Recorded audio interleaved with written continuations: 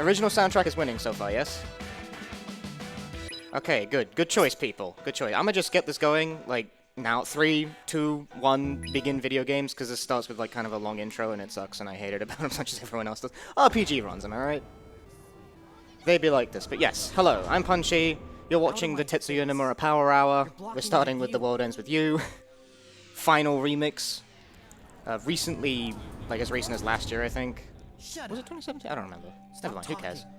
Port of this game to the Nintendo Switch. It's originally a DS game, where you play the game on like the top and the bottom screen. You control 2 characters at once. The Switch version, notably, has 1 screen. So how does that work? Well, you see, I have a second Joy-Con here. This will come into play later. So you can keep yours. Because normally it's a single Joy-Con game, but this game added co-op. Technically, this is 1 player, 2 controller. But the co-op has to be unlocked, questionably. But that's it. Cooperative play makes it faster, because obviously you've got 2 people beating up on the monsters. It makes the game go quicker. This run does pick up after the first 2 minutes, unfortunately, but alas, intro cutscenes. Square Enix making the bold play to make cutscenes completely unskippable again. You can skip them on New Game Plus, but not New Game, because blah. Unfortunately, New Game Plus makes the game like pathetically easy, so that's kind of whack. Okay, so this is us. We're Neku Sakuraba, a brilliant name for a brilliant boy. He hates everyone and everything. And unlike most JRPGs, the game actually seems to think that's a bad thing, rather than a trait to be encouraged for 90% of the game. He wakes up with a mysterious pin.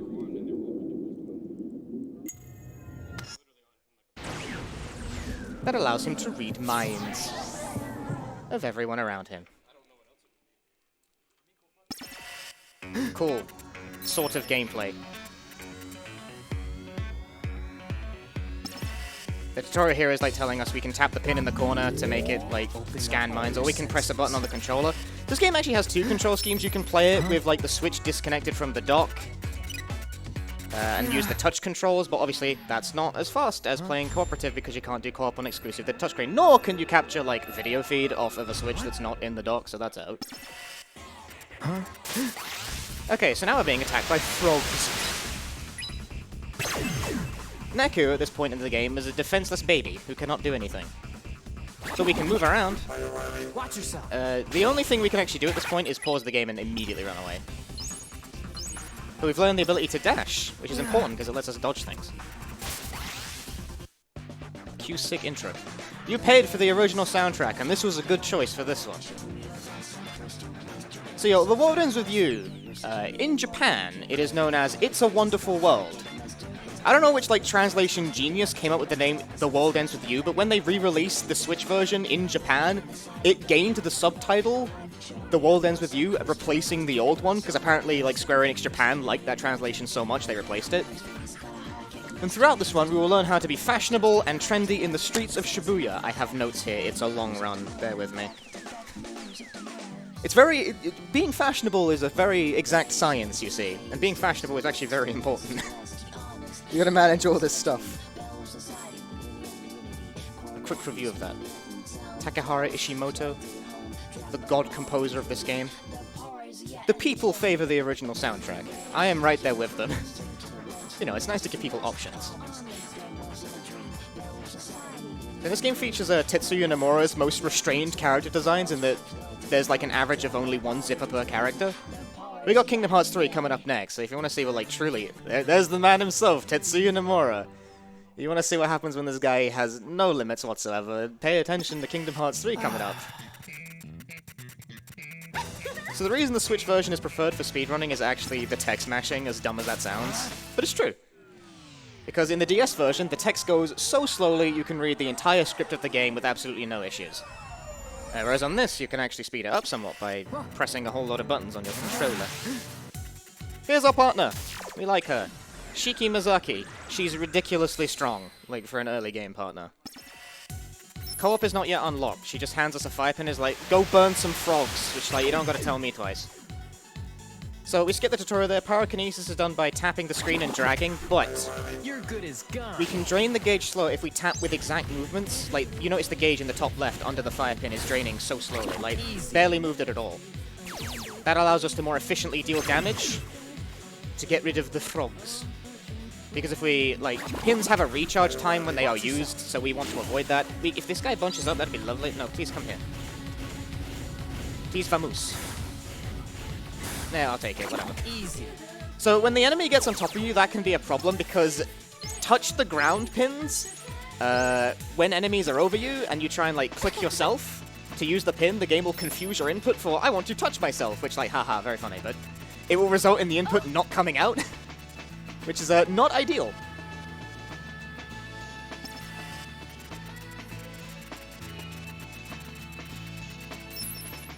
So she's explaining the rules of the game. We're stuck in like a hell version of Shibuya, where we must complete games in order to survive. Our mission is currently to head to 104, which is this building. But it's blocked. We can't go forward. But we've made a pact. We found a partner. So now the wall goes away. Huh? It's a first day, people. It starts off slow. It's a JRPG, lest we forget. May I jump in with a quick plug? Hit it. Alright, so I'd like to thank Twitch for sponsoring hashtag ESA Summer 19 and the continued support of speedrunning events.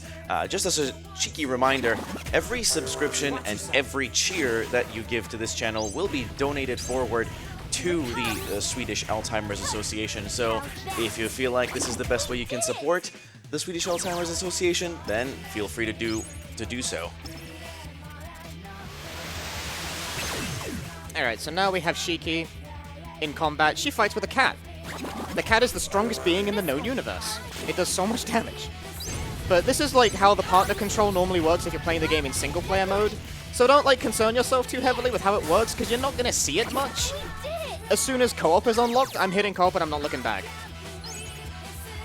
Because right now, when I tap an enemy, Shiki will punch it with her cat.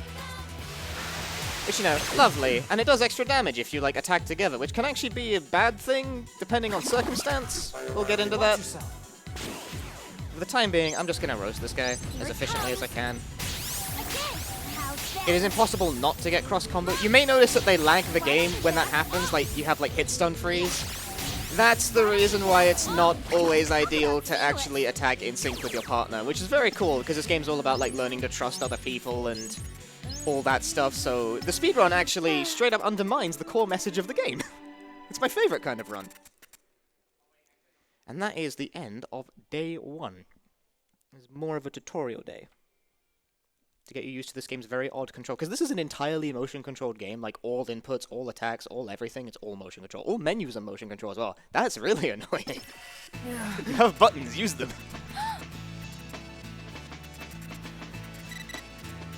We have the mission. We have to free the cursed statue. What could that possibly mean? We will find out in a moment. But I'm mashing through the text, so I have to actually tell you people what the objective is, so it doesn't seem like I'm just doing contextless random things. So Neku doesn't really like Shiki that much at present. Who would? Walls! Oh no. So the people in the red, they give mission objectives to clear walls. We also can't read their mind. You have to try, though. It's like, I can't read his mind. So he told us we have to scan and erase all the noise in the area. Noise are the enemies that we're fighting.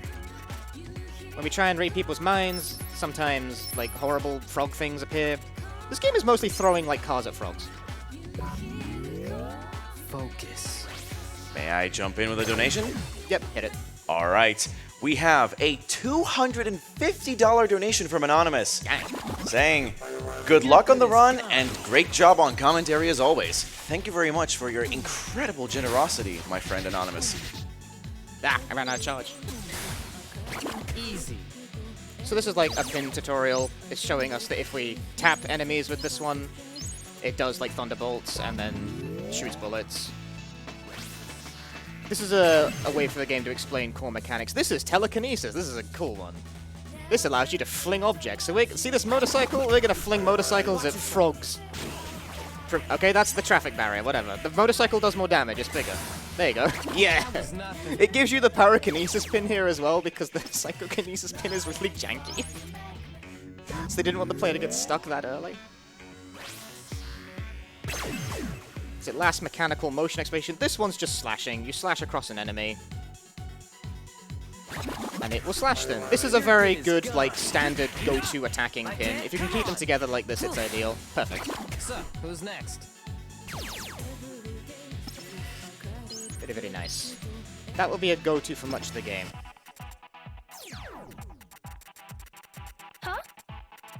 And now the NPCs will wax lyrical for a moment about the nature of existence. So by all means, if you've got something you want to plug, hit it. Well, we do have another donation. We have $5 from a Corgi. I'm ready for more Punchy, Bork.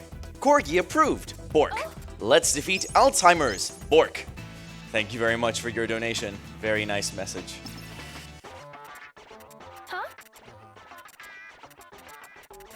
So here we meet some more important characters. This is Beat. He's a moron. This is Rhyme. She's not a moron. But this is where we will get introduced to the way the game's dialogue system works. You think you'd be able to select buttons using, like, a menu or something. You'd be wrong. You have to move the cursor over it manually and then select it, which means I'm sort of, like, trying to angle the cursor to be over the correct menu option. You can double tap this really easily. There is, like, no option to use buttons for these. It's only, like, pseudo touch controls. And it's like, if this... If it sounds like it was designed for a touchscreen only, that's because it was. It's like my biggest bugbear with this pull is the fact that you can't use buttons for the menu. Cure drink. Cool. So we have now unlocked the main menu.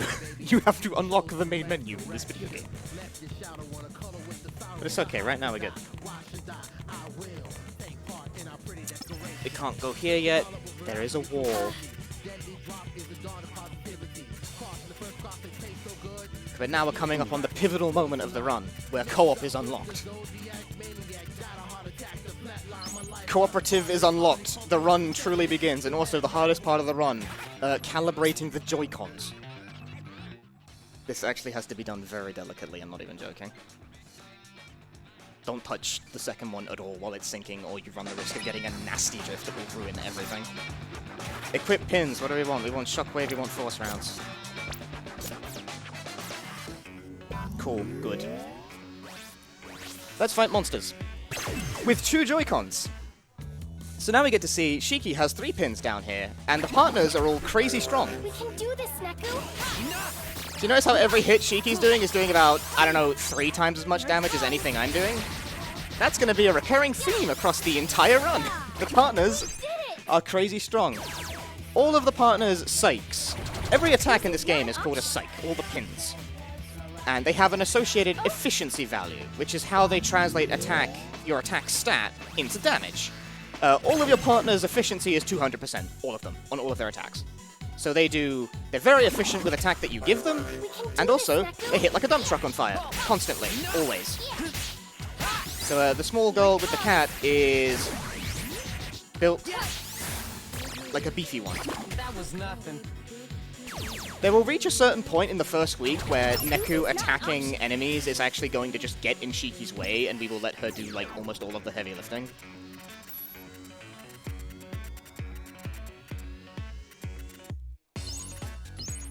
Extra slot. Excellent. So we've unlocked an extra pin slot, because we only start with 2, but we can get more. I'm going to put Psychokinesis on. This is like a non-standard part of the route, but I like having Psychokinesis on, so I'm going to do it. I can throw cars at frogs. It's perfect.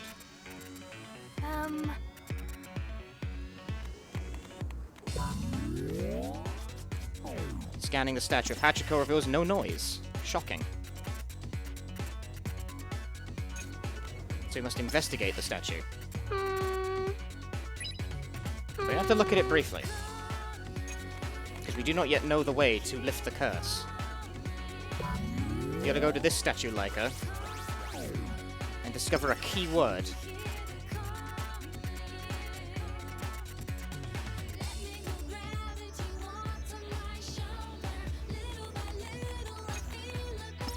Press the button. Polish it! You can pet the dog in The World Ends With You. Except it's actually a wolf, and now we have to kill it. Sort of boss fight. Sort of. Is this one a boss fight? No, it has no boss fight bar. Whatever. Do this, Neku. Group of these 3. Shiki's, like, cross attack, where I, like, swipe the screen. Can hit a lot of them. Nice. Do it, please. There we go. This Lariat attack she has, that's the strongest move in the game by like a wide margin. Why don't you back That move will mince anything it touches, and it gets better as the week progresses. That's how it's done. So far, so good. Put my notes in more convenient reach. Huh? I meet a Reaper. She wants us dead, so she gives us a boss fight. This boss fight is against this hedgehog creature. Boss fights end when the boss is dead, so like never mind the small fry, just like maintain focus, attack the boss. This will end in like 2 seconds if I do this correctly. Oh, he's not dead. Okay, there we go. Now he's dead. That's how powerful the partner characters are. They can mince a boss in how many seconds was that? Show me results screen. 8 seconds. losing's not Cool. an option?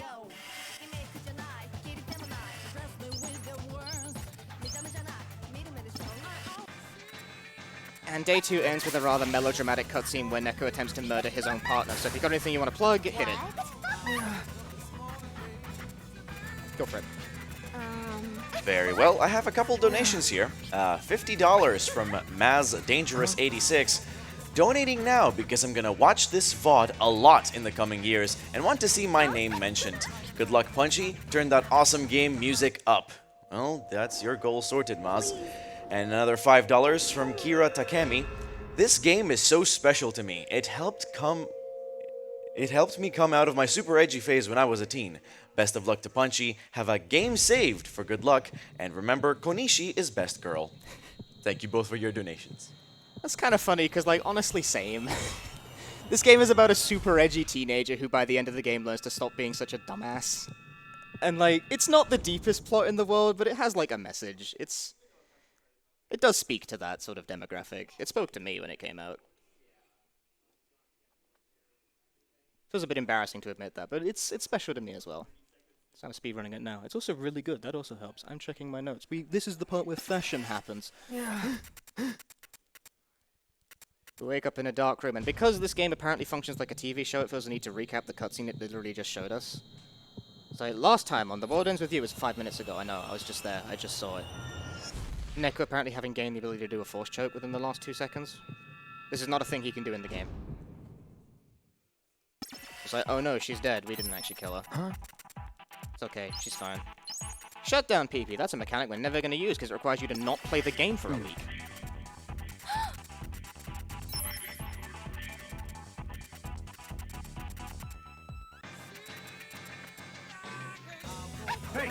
What?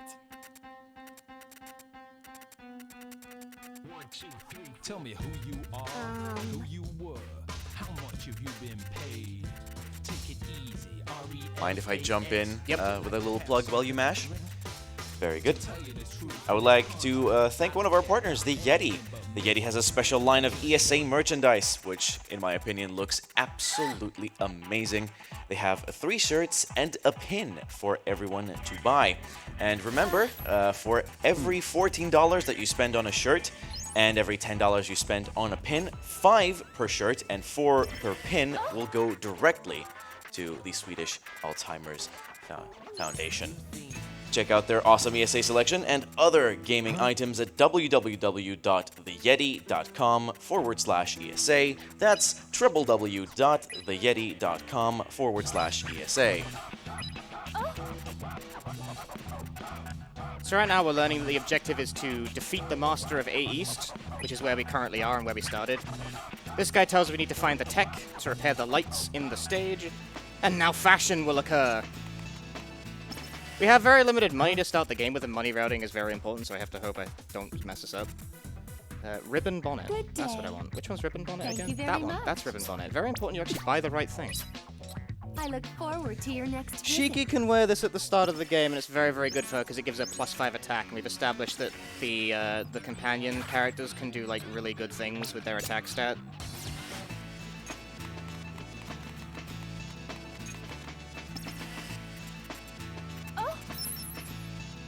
Before the game gives us a tutorial on how fusions work that we're never going to see because we don't ever do them, it decides to give us more dialogue where it explains how the game works. It's basically clear the missions, don't die, blah blah blah blah blah. So the text mashing in this game is such that the Switch version with this text mashing speed is literally 2 hours faster than the DS version. It takes that long on DS. The writing and the localization of this game is actually like super good, just not when you're trying to speedrun.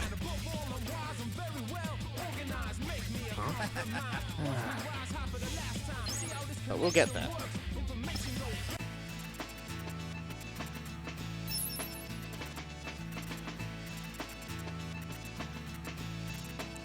When you fight in sync, it fills up. Hello, where's my there we go. Hello, cursor. When you fight in sync, it gives you meter. When the meter is full, you can press a button and it does a super attack. I've already got one charged because I'm such a pro at this video game. We're never gonna use it. I mean, we're gonna use it like a couple times, I think. For this character, it'll only be used once. Because every fusion comes with a cool little mini-game where you have to touch the screen to find like a matching pattern or something. And when I say cool, I mean it gets repetitive super quickly. And it takes like a full 23 seconds, so unless it would be faster to win a fight by doing that in 23 seconds, it ain't worth doing. So you don't do it very much, because it usually isn't. So on top of fashion, there's also food. Food is very fashionable when you think about it. Looking at my notes.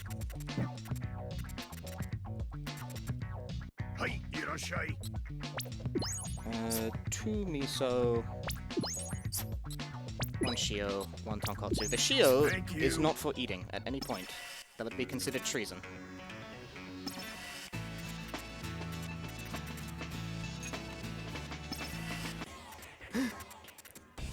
Sometimes people get possessed by negative noise, which makes them all sad and stuff. If only life were that simple. Neku wants to eat the tonkotsu. That will give him bravery later down the line. It's delicious. Shiki wants the miso ramen. So the way food in this game works is that every food will give you an associated stat boost. But it doesn't give it immediately. It has to take time to digest. Digestion is represented by a number of fights, so this has to be routed appropriately. I want to fling this car at wolves. I'm just going to fling this car. Car! Yes! Yes! Here it comes. The car broke. Easy. Nice level up. That's how it's done. Oops.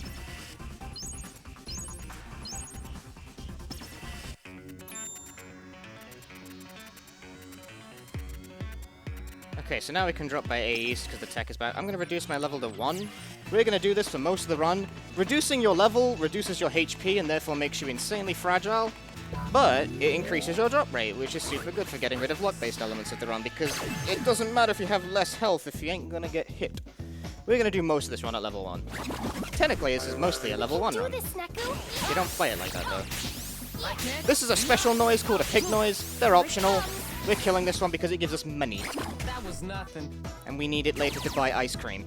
Ice cream is very important to become brave enough to become fashionable. It's all very connected in this game. Food leads to fashion, fashion leads to food. It's all... Ugh.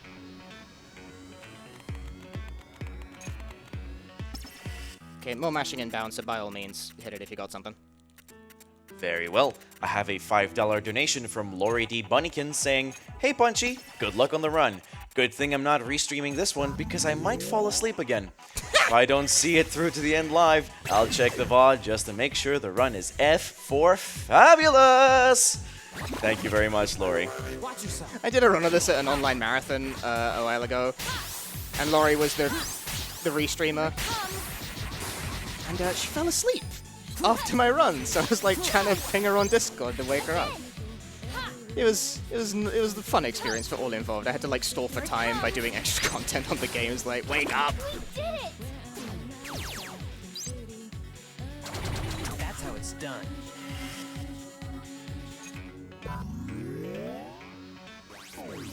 That was only one, right? Talk to the guy. Don't be doing this to me. Okay, yeah, it's 2. There we go. The coordination necessary to control 2 of these characters at once is very difficult. Try doing it while talking as well. Bats are also in play now. Bats are the worst! They have no hitboxes. It doesn't exist. I'm not convinced it's real. Here it comes. I mostly just let Shiki deal with it. Which is a dicey proposition, because hitboxes don't exist. There we go. Yeah, that was great. That's how it's done. Okay, we've gotten the pins that we need, we can advance, and now we're going to learn about memes. This is necessary and important to see. So, oh boy, it's beat and rhyme. This is actually a gameplay mechanic, you have to learn about memes. Meme? What's a meme? Let's learn about memes. What's a meme? Huh? You can tell this game was written in like 2007 before meme took on its modern meaning. Okay, but other than that, this is all just like explaining that you can interact with things via words, so if you got stuff to read, hit it. This is all conversational. Very well. $5 from Anonymous saying, "Go Punchy, do the thing with great haste." I am doing the thing. So this is how memes work. You read someone's mind, you give them a word. That's how memes work, apparently, according to The World Ends With You.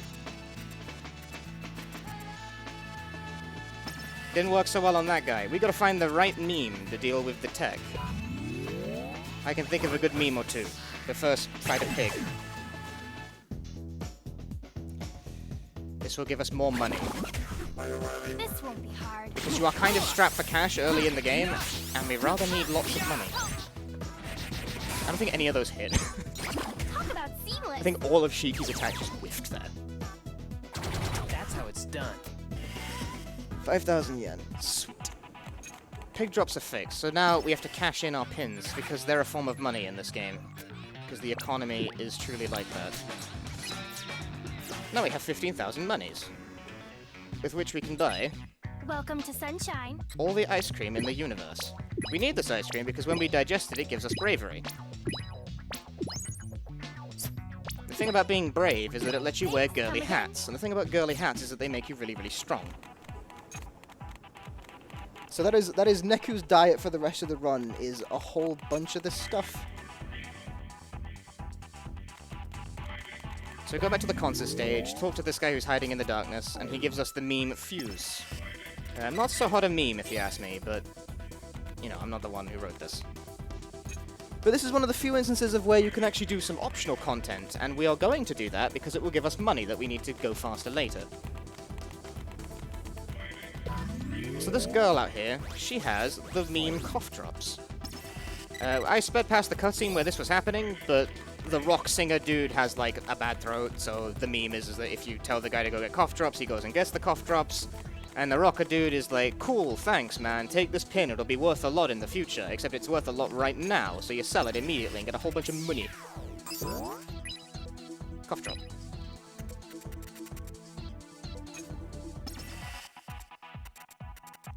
Money routing, important.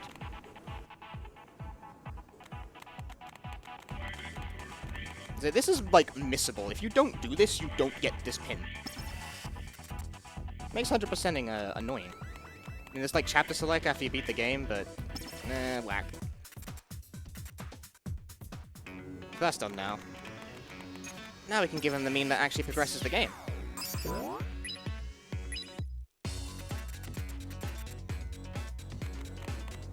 Back to Cosmic Corner we go. We can't shop here yet. The shop owner thinks we're not cool enough.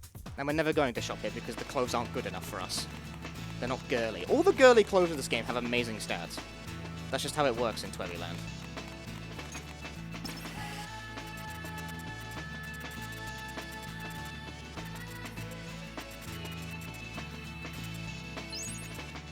And now we can finish the day, because we can fight the boss. And I'm going to flip my notes over.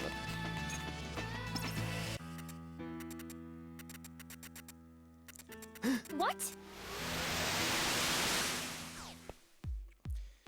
So this boss fight works on cycles. First we have to get Shiki up to the top floor. This is more of an art than a science. That was good. She has to do the uppercut move. Thanks for hitting me. We gotta get these bats off the wire. Shiki's uppercut will take care of this pretty quickly. So now we just have to, like, go crazy on this dude. Oh, that was poor.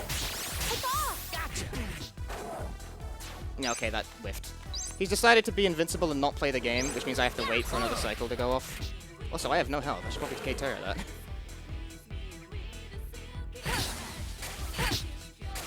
Okay.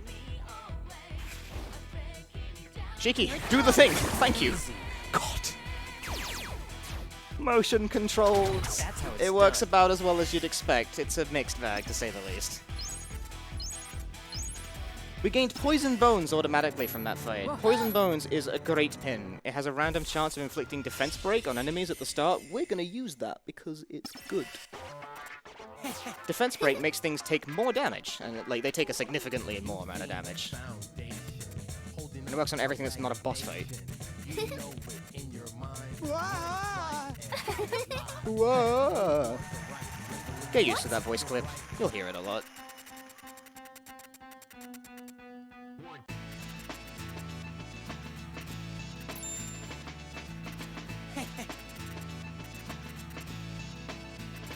The stakes are increasing in the game because our protagonist has found out that if you lose the game, you die. In real life. And that's the end of day 3. Consult the fashion notes. How fashionable do I need to be? Very fashionable. There's shopping at the start of this day, so I have to have it all written down, because if you buy the wrong thing, you won't have enough money. If you don't have enough money, you're screwed. Huh.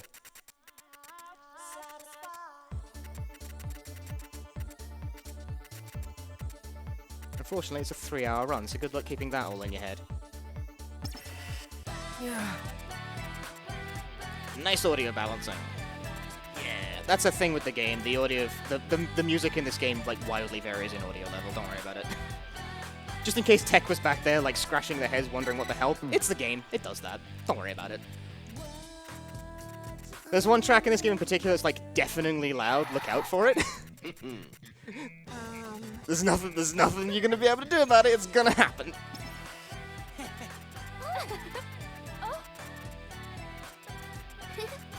They are discussing fashion. I'm already ahead of fashion. I know what I plan on getting.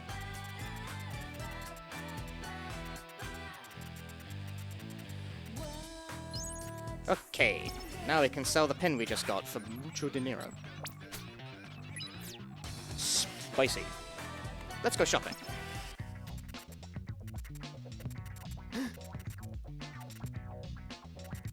Expository stuff. The game introduces a bunch of mechanics, honestly, relatively slowly at the start of the game, probably because this game's actually really layered. So currently the game is explaining how to be trendy and how to be fashionable, because this is actually a real gameplay mechanic also. The brands of your clothes, depending on the area you're in, gives you an attack bonus, and the popular brand in a certain area can actually influence certain mission requirements. Therefore, this is an important speedrun thing, because you will need to make certain brands trendy at certain points in the game. There are 13 brands, and they're all based on signs of the zodiac. I may have gotten the number wrong, whatever. Not a zodiac type of person. Who cares about this? It's time to go shopping. Come on in. We want this alive shirt. Specifically, we want 2 of them. Thanks a bunch. Next. D&B, Come on in. get Shiki's attack boost. We don't want a fusion Thanks a boost. We're bunch. never going to use that. Edgar, the shop Hi will give there. us safe landing. That will enable us to tech hits that knock Come us back soon. upwards, and that's all we need to buy here. Yes, splendid. We have gained brand awareness. How unfortunate. Let's equip t-shirts. I think Neku's not actually brave enough to wear this at the start of the game. Nope, he ain't. Rubbish, loser. So, to get past the, they're explaining pig noise. I've already explained pig noise. Why are you so slow, game? Why are you so slow on the uptake? Anyway, in order to progress past the scramble to the right, we need to get 2 1,000 yen pins. They drop from these blue frogs on normal difficulty. We're playing on normal. We unlocked easy a while ago. We're never going to play on easy except for the one specific instance where the game forces you to play on easy. I'm throwing cars at frogs, dude. No, throw more. He's leveling up. I can't attack while I'm leveling.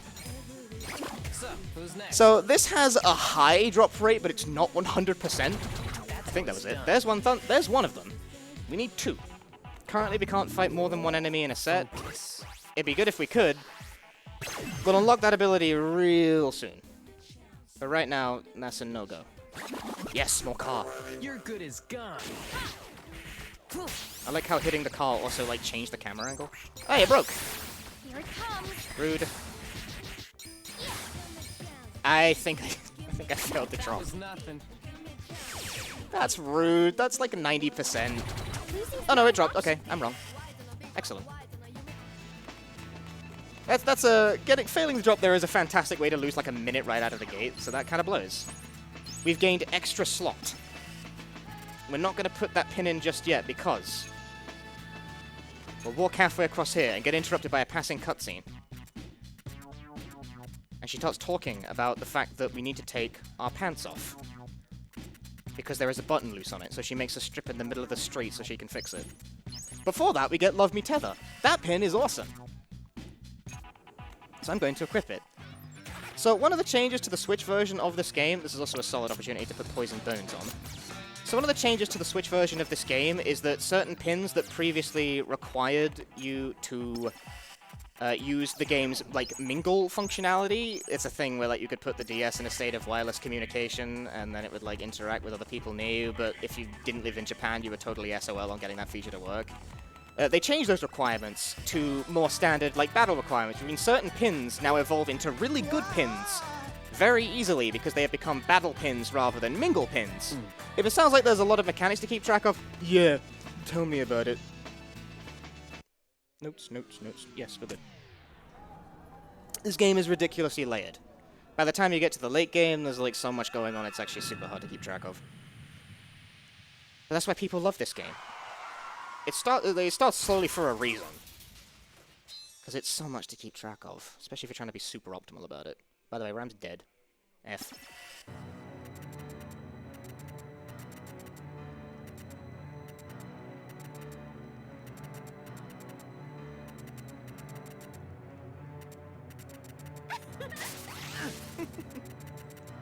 Mind if I interject with Yeah.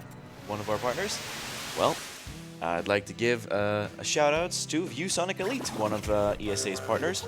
I'd like to thank them for their long-term partnership to us, and as they are providing all the gaming monitors for the event. With over 30+ years of experience working on CRTs to 1 millisecond LCD monitors, ViewSonic Elite is using that knowledge to take their gaming products in a new direction. We thank them for their support. That was nothing. Well timed. As soon as that was over. That's just a standard fight against 3 frogs it makes you do before the actual boss fight. Shiki has digested the food and has thus become stronger. So now her cat lariat will do even more damage. Whoa. So now we gotta fight the boss. It's a boss against the shark. This boss fight can really get away from you pretty fast if you don't stay on top of it. It's one of those fights that either ends in 2 seconds or goes on for 2 minutes. So it's this shark in the back. Like, don't hit anything else. Like, maintain deep focus on what you're hitting. Here it comes. There. Nice. He didn't even move. I kept that focus clean. We did it. I want to see the time on that one. What was that?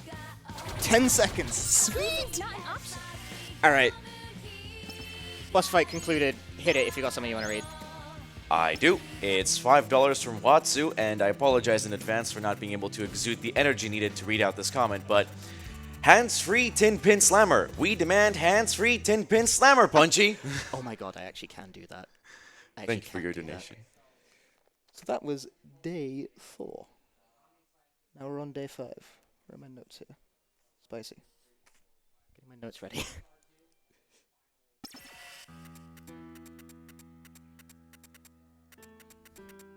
Okay, so the mission for day 5 is to free Spain Hill from the noise. This is, like, has to be done in a really roundabout way. At the start of this day, you gotta turn to the left and learn about Reaper Creeper from this guy. This comes up a few times.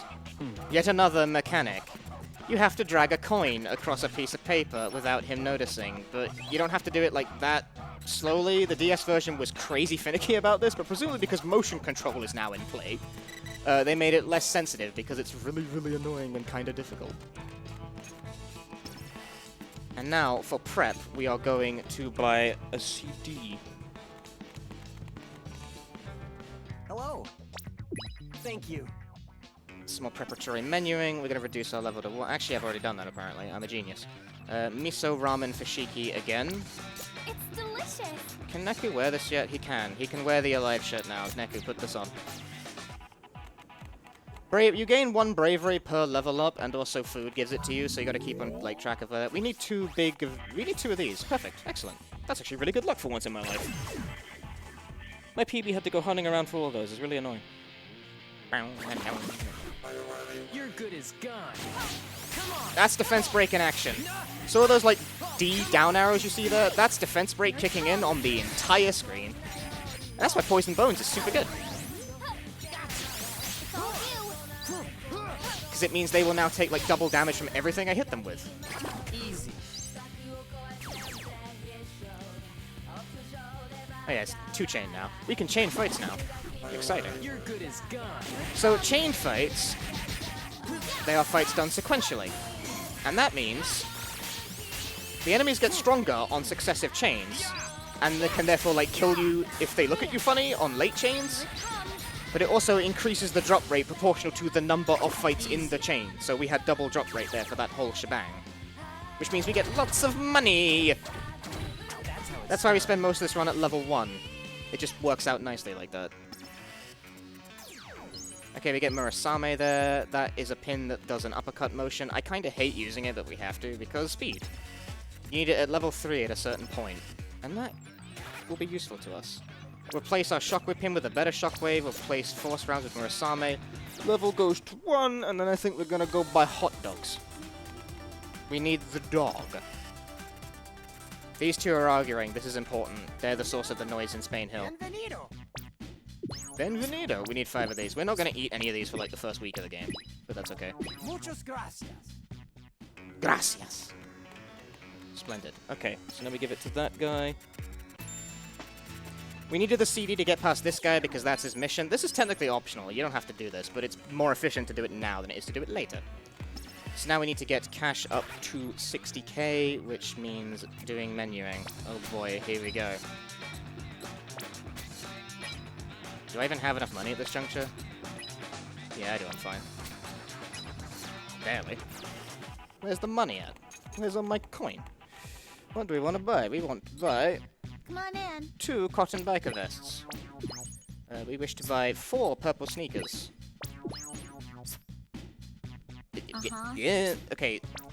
The ability on that one means that damage will be done when we hit things. The Spike Choker is generally just good for stats, so we want 3 of those. Thanks a bunch. More codeine B, we want 2 knit casquettes. This will come up all over the place, and that's now we are broke. Now we have no money. Okay, Neku should be able to wear the knit casquette. Shiki can wear the knit casquette. No, she can't apparently. Oh no, she doesn't want to. She wants to wear this. Neku can't wear any of this stuff, I think. No, he is not brave enough because he is little babby. But that's the fashionable outfit for about the first bunch of the game. Right, now we have to fight a 3-chain in Spain Hill. I would prefer fights that are less, like, awkward than that, but whatever. I'll deal with it. Preferably you want smaller noise, because bigger noise means there's bigger noise in them. Also, rude. This won't be hard. There's just a giant rude in the background. Is that based on a real thing in Shibuya? I don't know. Could be. Go on, Shiki. Give it big legs. Excellent. Easy. So the cross combo, if I attack while Shiki's doing the lariat thing, the lag from the cross combo will result in Shiki's cat lariat actually not landing hits, which means it's significantly better if I stay out of her way while she's doing it. Nice. That was nothing.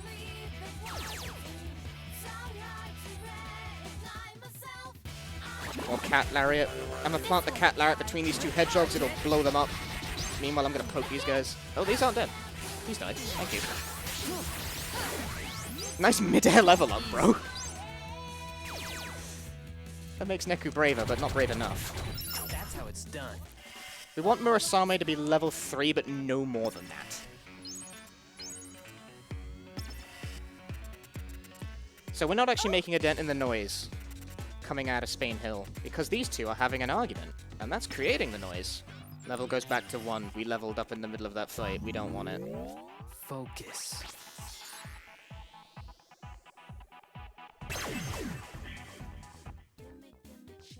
So once again, a 3-chain will be done here. You're We good can as stun lock gone. the enemies pretty easily as we get later on in the chain with Shiki's lariat move. But it bears mentioning that like that was one attack on normal mode and it did like that much health. That starts multiplying harshly as you go down the chain, so a couple of hits can totally kill me. Fortunately, this game autosaves, so that's not a problem. When they're all bunched up like this, that's when Lariat goes to town! That's what you want. That's the kind of spawn you want. That's why Shiki's crazy good. I don't even gotta move. Easy game. Easy life. Lariat's almost done charging, so I'm gonna immediately throw that out there. God, that noise. It's so powerful. Doesn't have to do anything. It's all Shiki. Losing's not an option. Neku has digested the food. Excellent.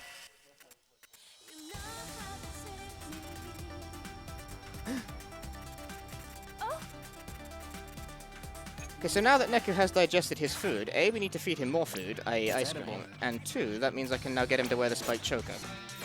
Not the shoes yet, though. That's out of the question. He's not... I went in... I don't want more hot dogs. Leave me alone. I want to talk. Thank you. This is what we needed to learn about Reaper Creeper for, otherwise I'd have to, like, double back and go get it now. They play a game of Reaper Creeper to settle their argument, to figure out who's lying, and that takes a while, so... If you've got something you want to read, hit it. I have a couple of things. Let's begin with a $50 donation from Catlord directed towards you, Punchy, saying, "All your charity marathon runs end up being in the middle of the night for me, but I adjust my schedule to watch them all, since your commentary is always entertainingly informative. Thanks." And thank you, Catlord, for your donation. And just while we're at it, I'm gonna thank one of our partners, Western Digital Black, which is a returning partner of ESA. The WD Black and NVMe SSDs provide the speed we speedrunners need. Thank you for your support, WD Black. Honestly, bless you if you, like, adjust your sleep schedule to watch my runs, because my runs always have the weirdest time slots.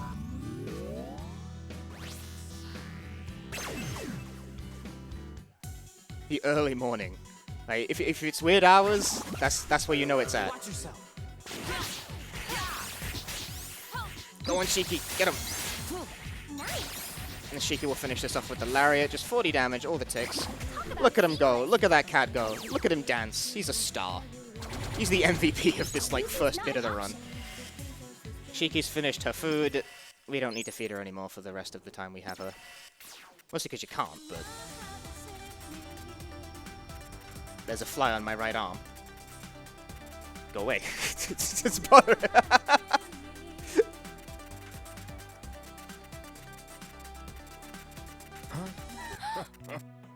Hey, this is the point where the penny drops for the protagonist. They're dead. Neku didn't know that, but it makes us do a boss fight. I did feed Neku the ice cream, right? Yeah, I did.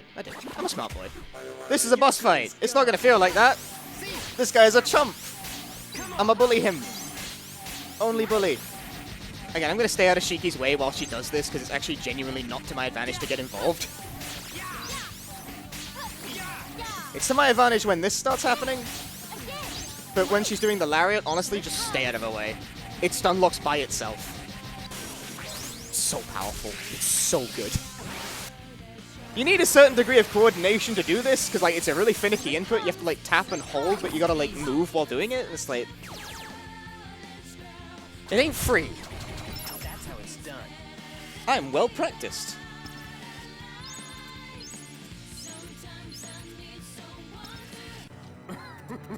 Notes.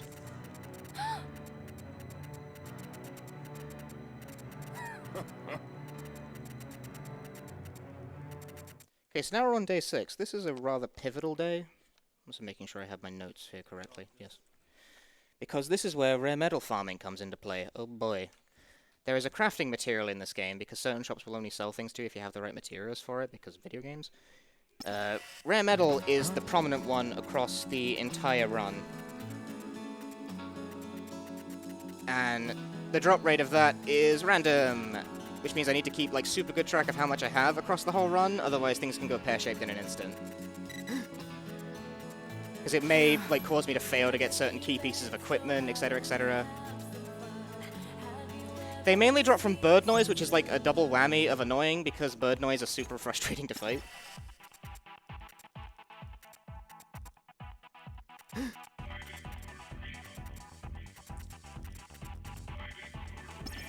I don't want to fight. Firstly, I'm going to replace Murasame with Psychokinesis. That seems like an odd play, but it works for me. Don't question it.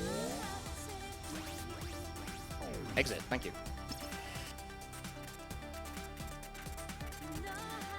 So we swap out Murasame there, so we don't accidentally overlevel it and screw up, because if it evolves, we can't use it. Please be a bird noise. Yay, bird noise! That means we have a chance to drop rare metal from the birds that I can never hit. By all means, read a thing while I throw cars at birds. There are no cars. Okay. You go ahead and do that while I read this $5 donation from Intense Whooshing saying, donating for Punchy. Hi, Punchy. Thank you Hi. for your donation. Level. I don't think that got me any rare metal. That's disappointing. The kind of noise it is random, so getting bird is good because it gives the possibility of rare metal, but it guarantees nothing. So our goal for this day is to make this red pin popular all over the land of Shibuya, which means we're gonna have to get into this guy's mind and make him say a bunch of dumb things, like totally gnarly and unreal, bro. The hop slang of the evening.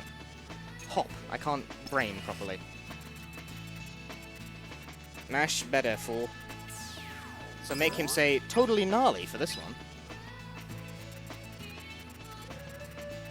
So he lies about his grandpa having crippling arthritis to make these people take a pin. This is the good guy.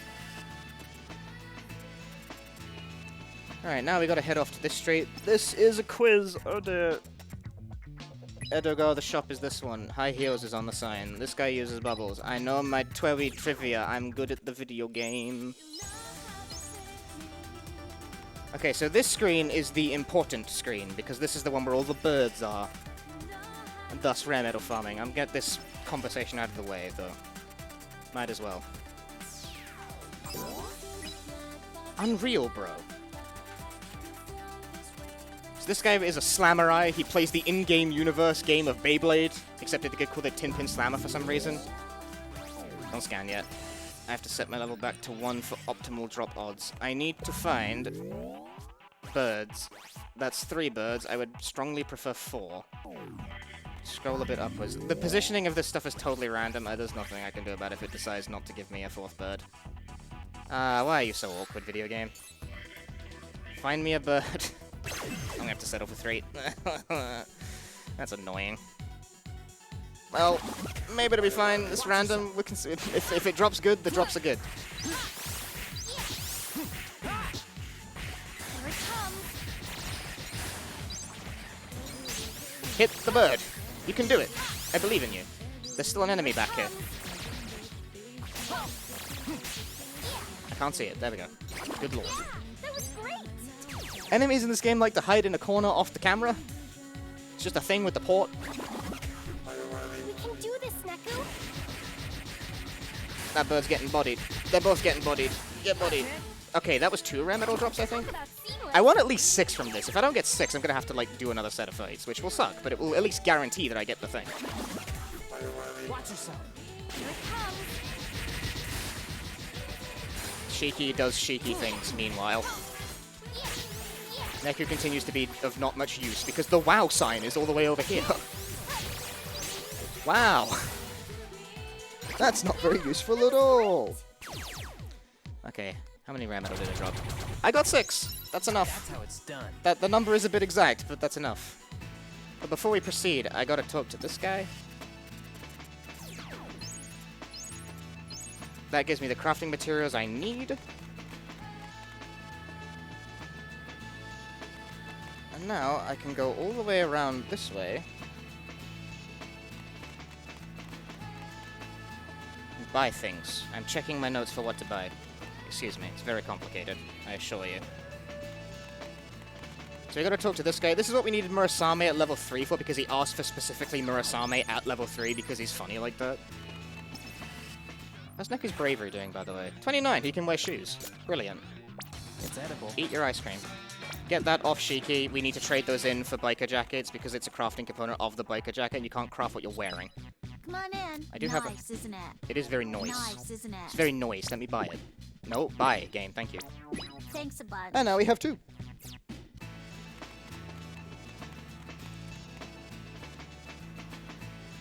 So this is the last conversation we need to have to make the pin a popular entity.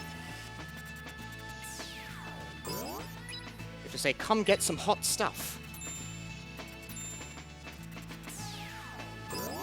I will present this scene just without context. You have to say, come get hot stuff repeatedly.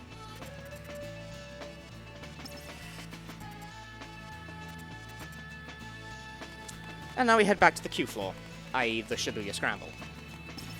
Shiki can wear the biker jacket out of the gate. Neku cannot because he is a weak boy, and is not brave enough for these things. He will get there in time, but he will not get there until about halfway through the second week. The biker jacket, and the reason we crafted it is that it has a crazy high attack stat for the point that we are at in the game, which makes, you know, Shiki do a lot of damage. It's a tough outfit for tough guys. So you need that. Huh? Shiki is having a moment and is moping off. Come back, I need you to play the video game.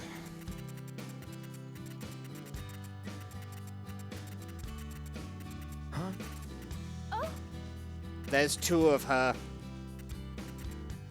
So this is where one finds out that the Shiki you see is not the Shiki in reality. She looks like that because of some, like, demon curse or whatever. I totally made that up. It's because that's what she gave up. Every person has an entry fee in the game. Hers was what she looked like. Real story hours.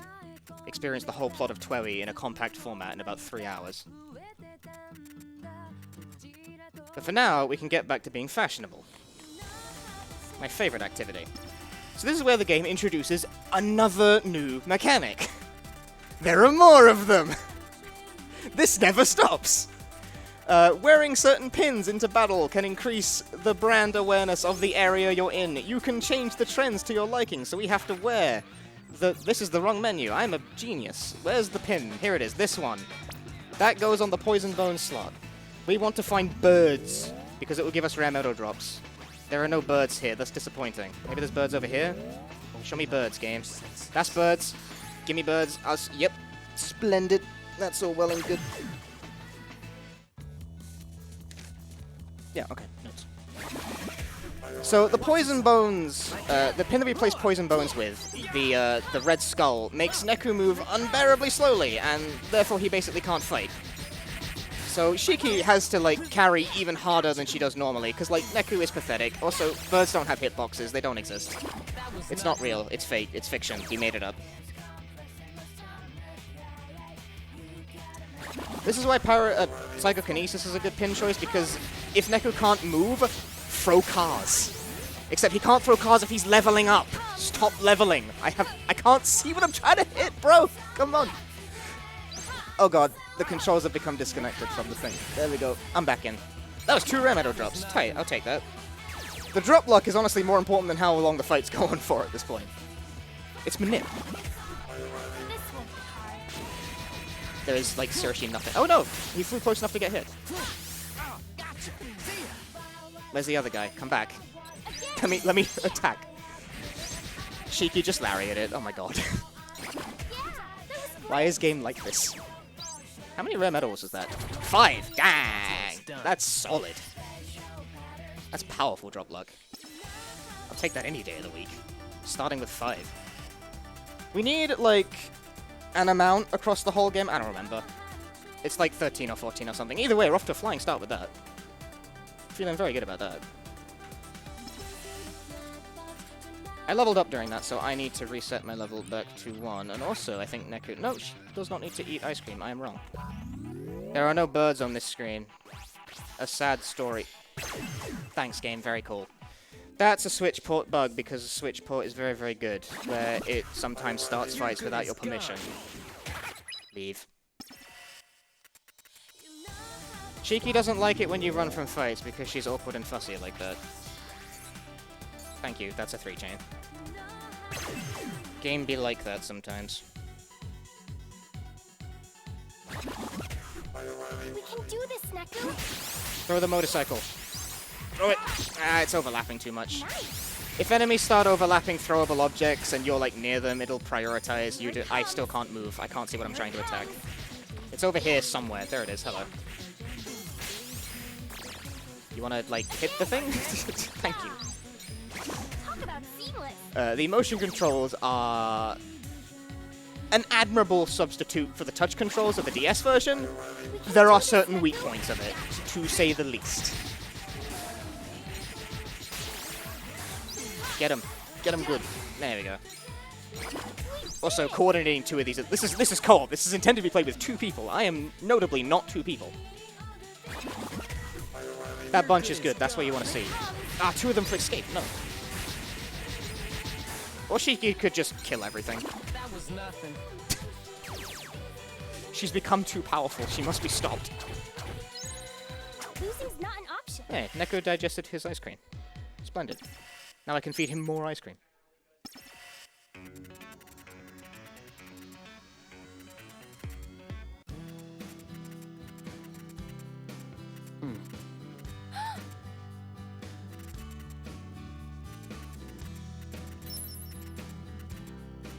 Plot and sad moments are occurring. There's really... I want to joke about this, but I really can't, because I really like this scene.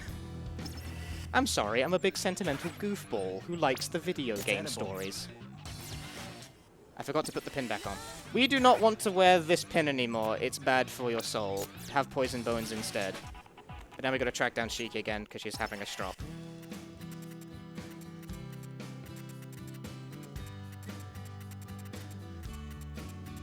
It's all about, like, problems with body image and miscommunication and stuff like that. Like, it's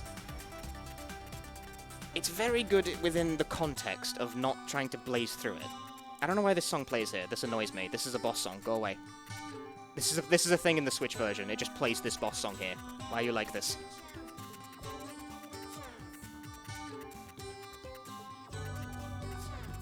So her alive friend is saying, like, oh, she was such a good friend. I'm giving up fashion design now that she's dead because I can't do it anymore. She was the real brains behind the operation. So that gives her the strength and motivation to finish the game alive. It's nice. It's a good moment. Enjoy a story for once in your lives, speedrunners. Read a book. What do I gotta do for this? I did this early because I'm a genius. 7th day, the final day of the first week. Say goodbye to Shiki after this week, because we get a new partner every single in-game week. So far, so good on the first week, actually. Nothing too catastrophic has occurred.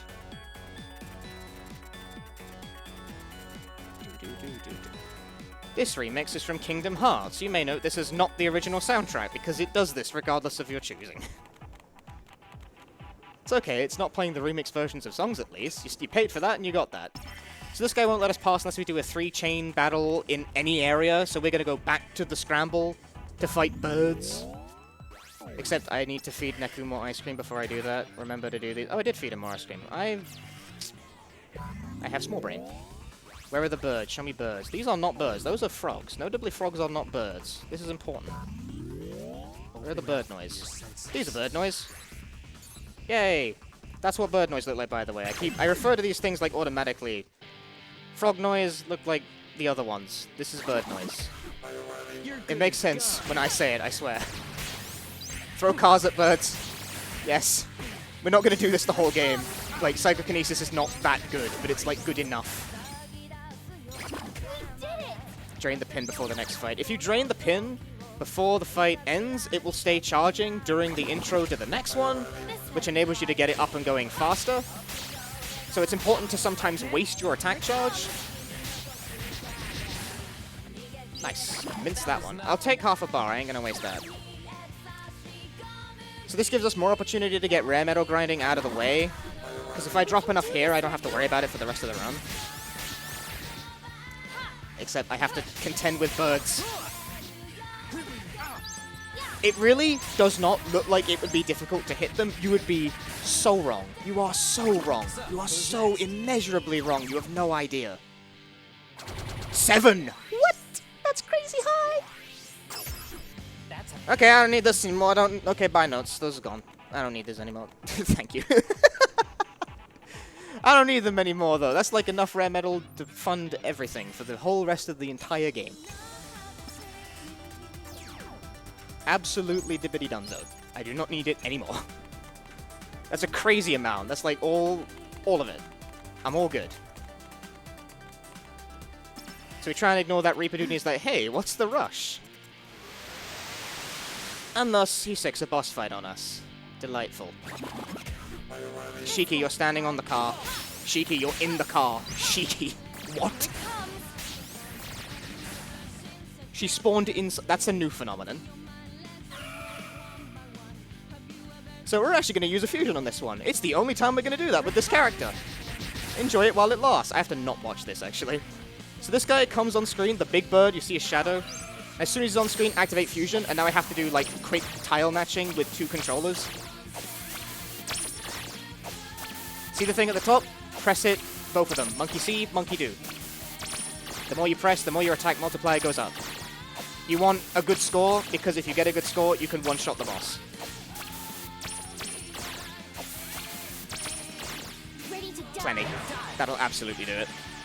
Famous last words. Fusions have a random chance of failing for no good reason, because the port's weird. It hit. I'm good. Tight. 1 cycle. Good thing I have notes. I have this written in all caps, bolded italics on my note. Unequipped biker jacket from Shiki before the boss.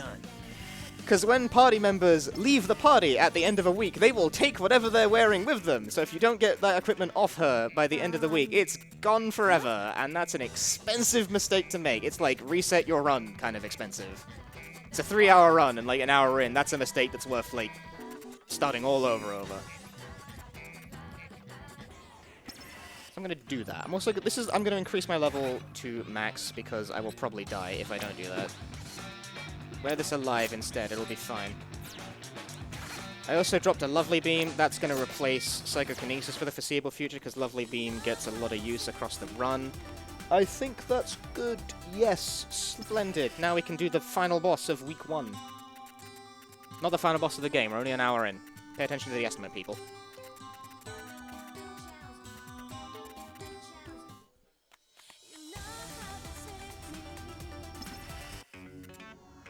But I increased my level because I'm not looking for a drop from this guy or anything, and he hits really hard, so doing this on level 1 is like asking you to get one shot. It's very easy to die even at the level I'm currently at, which is 9.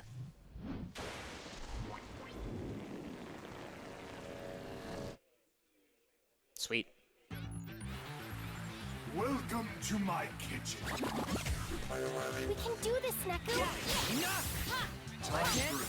So when he's having a taste test, Neku can't attack him, he'll just absorb the psychs. Shiki can! Shiki doesn't care.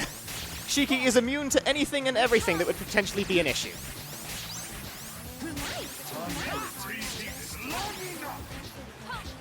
Neku can't attack, so just gotta wait it out.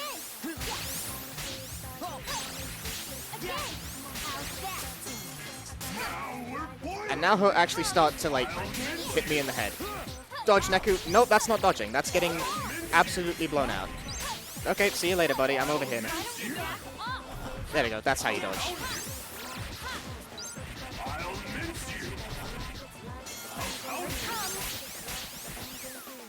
Why did that delay so much? That was brutal.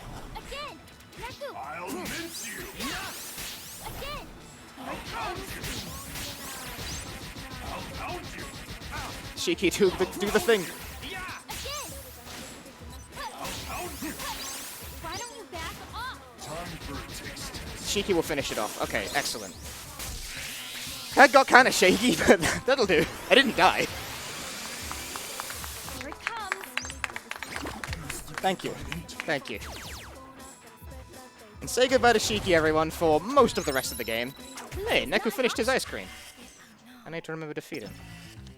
Stop giving me menus. I'm trying to read my notes.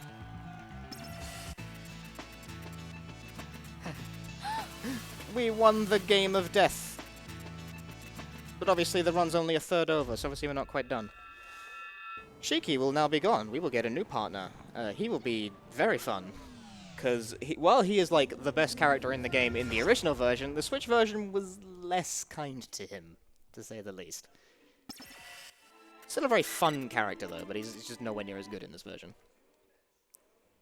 Thus ending week 1, day 7. Welcome to week 2, day 1. I heard yelling by the Street Boys. The Street Boys are at it again. These is boys on the street, if you ask me. Nope. Mashing.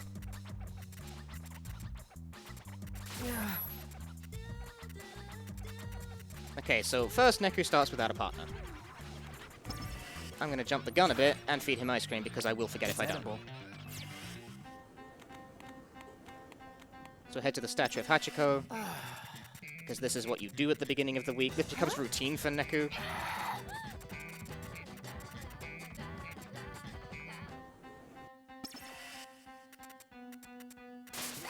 So Neku's stuck in a new game, for reasons that will not be revealed later. This is our new partner. This guy. This excellent guy. So he's already in combat. We haven't, like, unlocked Joshua co-op yet, because you have to unlock co-op for characters individually. Like, don't ask me, I didn't make the game. This is Joshua. He asks how his aim is while missing everything. He attempts to drop signs and bicycles and other various debris on top of things, and usually fails at it.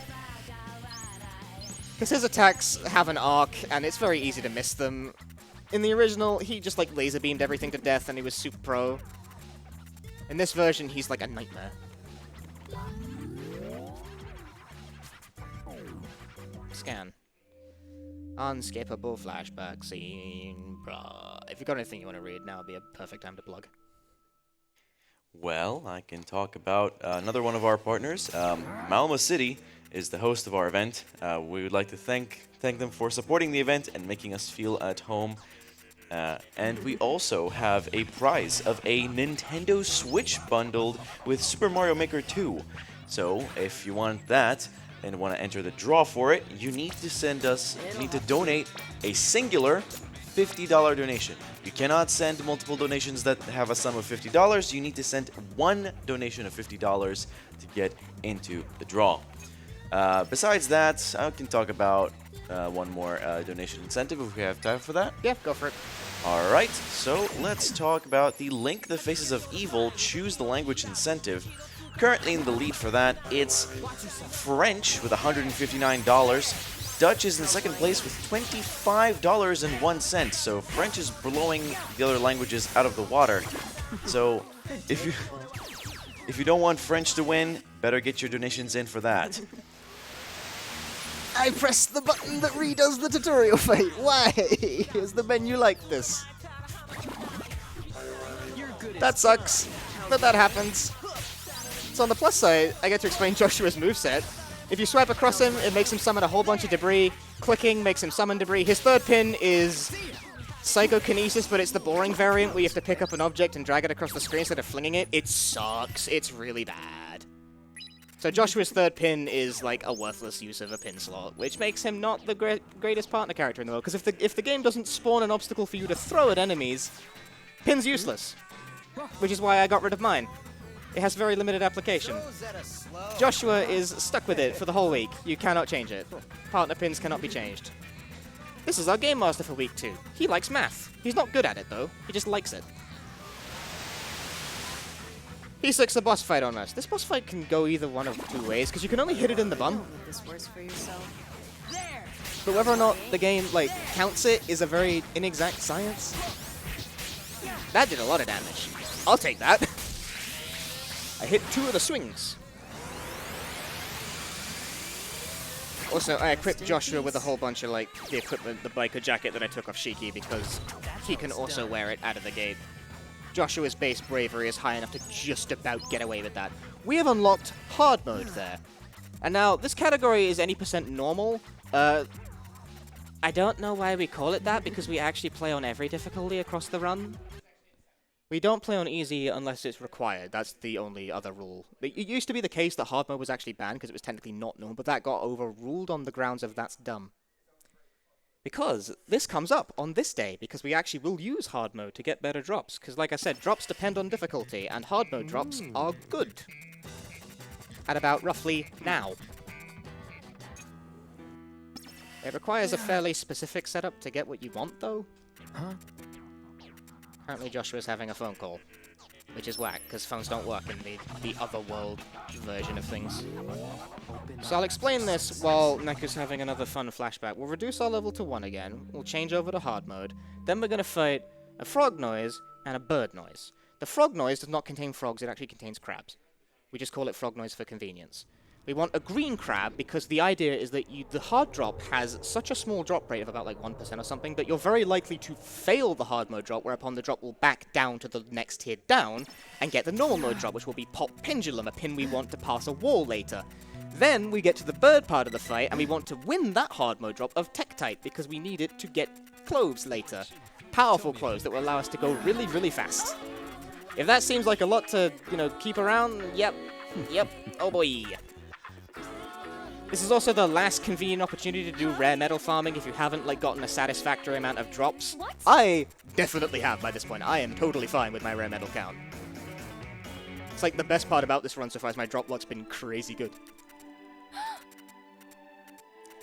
So here we see the thing revealed that only one person can win the game, even though the game is played in teams of 2. And the winner was Shiki. She goes back to life, and then Neku has to enter another game. But because life is a cruel mistress, Neku's new entry fee for the new game is Shiki's life, so she's dead again. She's like just dead off camera. I guess she doesn't count as like properly dead. I don't know.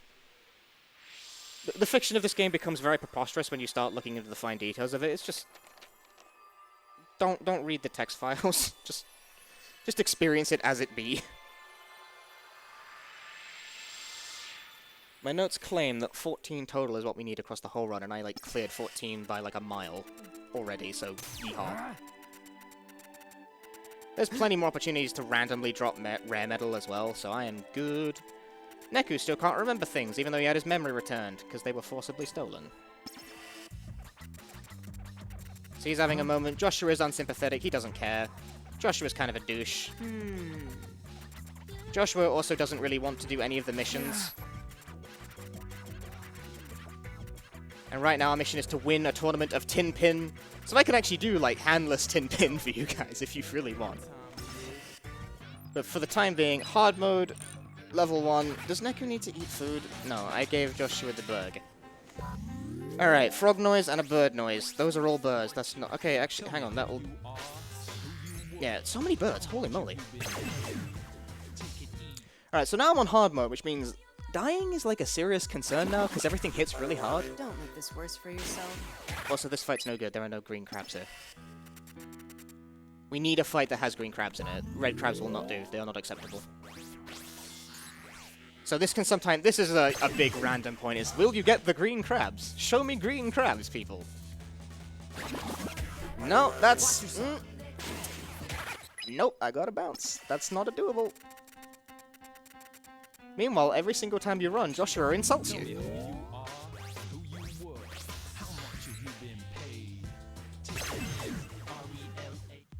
It also drops your sync percentage, which like is irrelevant at the moment, but Don't make this worse for yourself. the quest for the green crabs continues. Thanks, game. I need crabs. Where are the crabs? Show me the crabs. There are no... Where are they?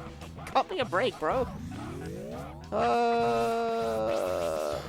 There's got to be at least one set of these that has the right enemy spawn. I'm gonna throw a fit if it's not the case. You're good as gone. Why are you like this? Why can't you just be normal? 1, 2, 3. Tell me who you are, who you were, how much have you been paid? Take it easy. Lord, give me strength. This is still faster than farming it the other way, but oh my god. Have fun, Neku. Hello? Okay, that was odd. I'm gonna try reloading the room. It has honestly reached the point where I think this is ideal. That is shocking. This is not the greatest luck in the universe, it must be said. This is the more efficient method to get this. Yay! Green crabs! Now please drop the correct item. How's my aim? That's a hard mode drop. I actually don't want that. Don't make me do this twice. Okay, there's the normal mode drop. We got it. Gah. That was nothing. It's okay, my estimate's generous. Right, now I have to not die to birds. Fun, Neku.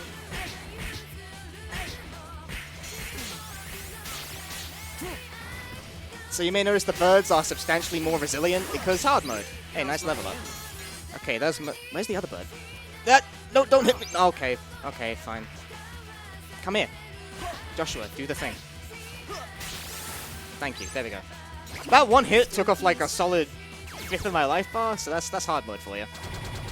Pop Pendulum. 1 rare medal for good measure. It was worth taking all that time to grind for. Back to normal mode. Go back to level 1. Stop making me sad.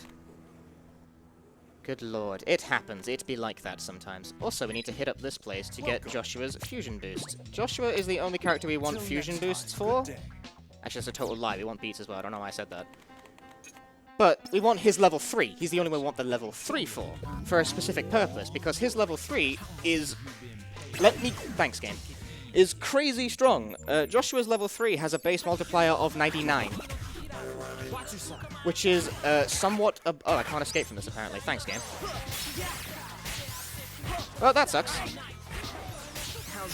I wanted to fight that as part of a chain because it randomed a bird noise. This guy has decided not to play the game. Thank you very much. How's my aim? How's my aim? So obviously if I could get the bird noise as part of the chain, it would have increased the drop rates, so I would have had more chance of getting more rare metal off the cuff, but the game decided to not let me click on it because cool port.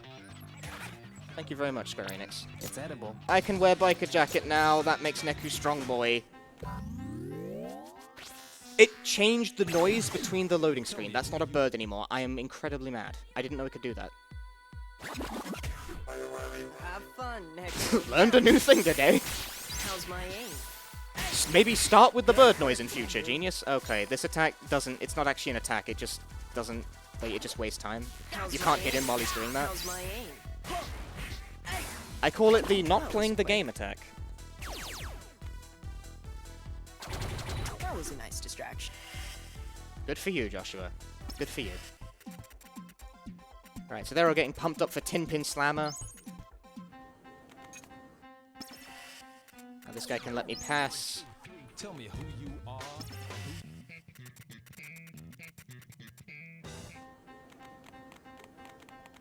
So we head up to Molko, but we get interrupted by Taboo Noise. The black noise. Their special gimmick is that they take like no damage from anything that's not a cross combo. So these are enemies you actually do have to hit in synchronization, otherwise you don't do any damage. That guy jumping, that's actually good, because then I can bait him. How's You my wanna... aim? Thank you, Nectar.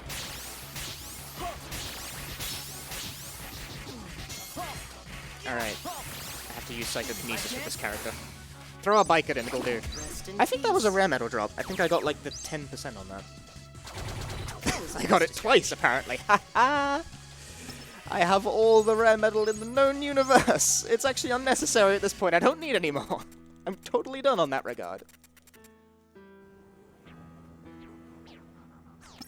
Okay, so normally I'm gonna do this anyway because it will come up later, but in order to lose at Tin Pin efficiently, I will make a deck that only contains one 1 yen pin. This is a bad deck for Tin Pin, but because someone donated for it, I will show you No Hands Tin Pin.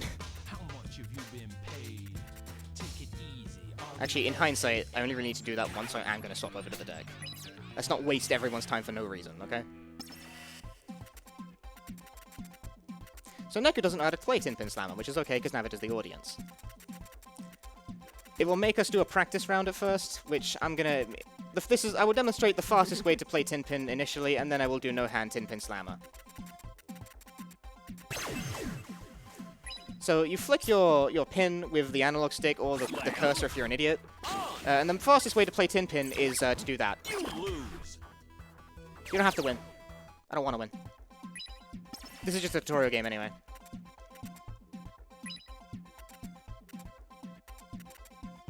But our goal is to win the grand prize from the Tin Pin Slammer tournament. To get the gold pin, to clear the mission and not die. The best way to do this is to do nothing and check Twitter. He actually hit me immediately. So the AI sometimes just suicides right out of the gate. That's what No Hand Tin Pin Slammer is banking on. It's just the AI just not doing anything and killing itself repeatedly. Which it can do.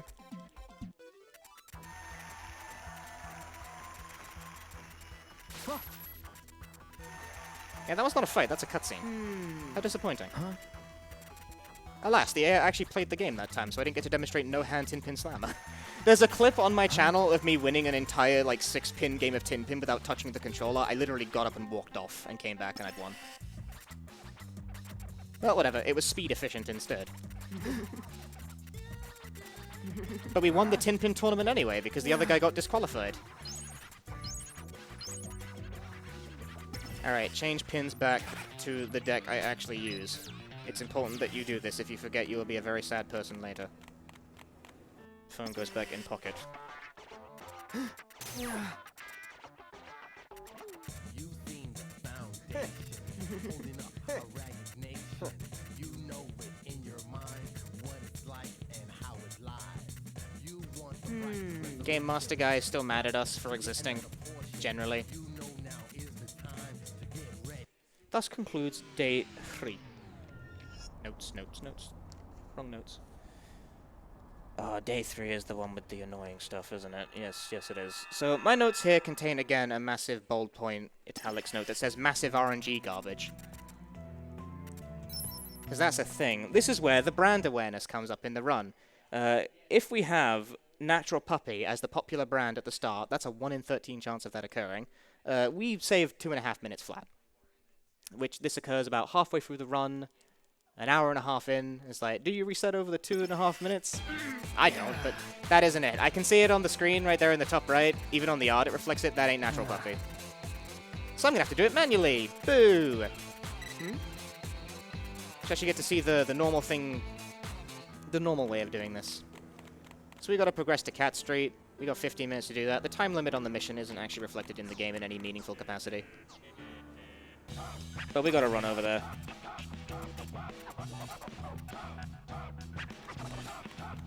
Cat Street is on the right side of Shibuya. Gotta talk to this guy first. Defeat 3 wolf noise. Let me check Neku's, like, food. Is he... Okay, yeah, he's got food in him. Does Joshua have food in him? Yes.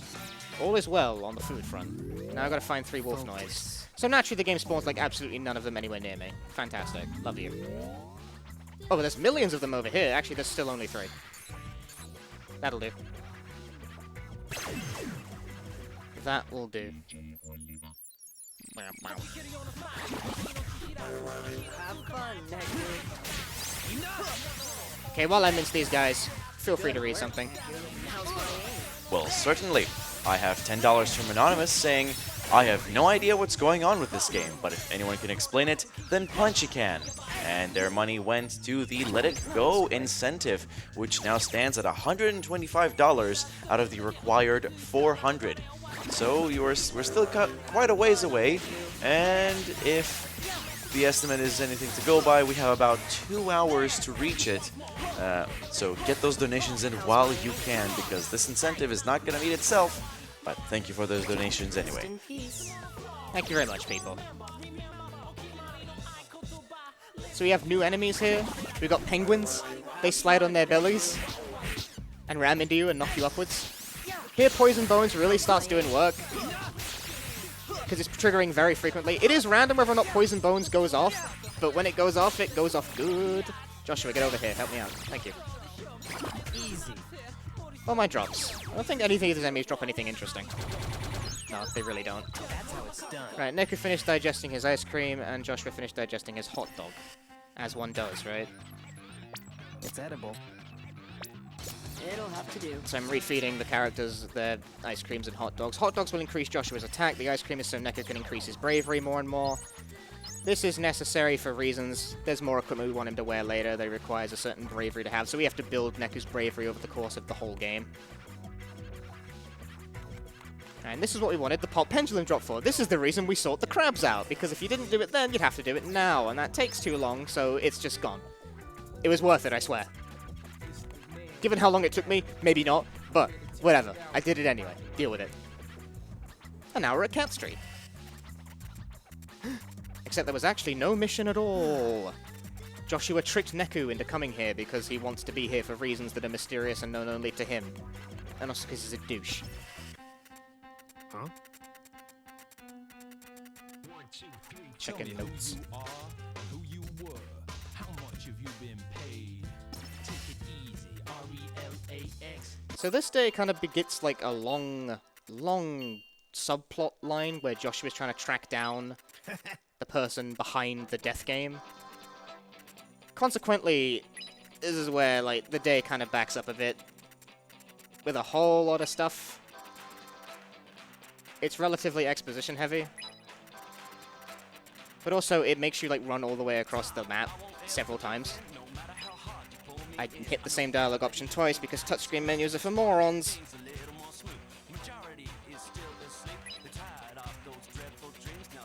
There we go. Alright, let's get out of here. So now we have to track down what Joshua thinks the tracker is tracking, which he will not tell us what it is tracking. It's tracking shenanigans. That's actually not an inaccurate statement. It is in fact tracking shenanigans. So we must seek the shenanigans, but because we didn't get the lucky natural puppy brand roll at the very start, it's 1 in 13. Those odds, they ain't great. Oh yeah, get interrupted by a passing beat. I forget about this fight.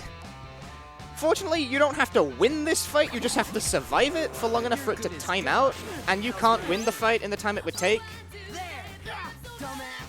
Dumbass! Dumbass! Ah, he hit me. Rude.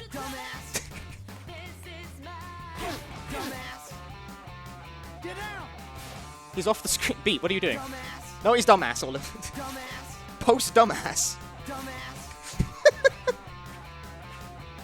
So I just dodge around and try not to get killed. Because again, I'm still level 1, and Beat, like, actually hits appreciably hard. I have died to this guy. I think my PB actually died to him. Which is, of all the deaths to eat, really not the one you should eat, but it's the one I did eat.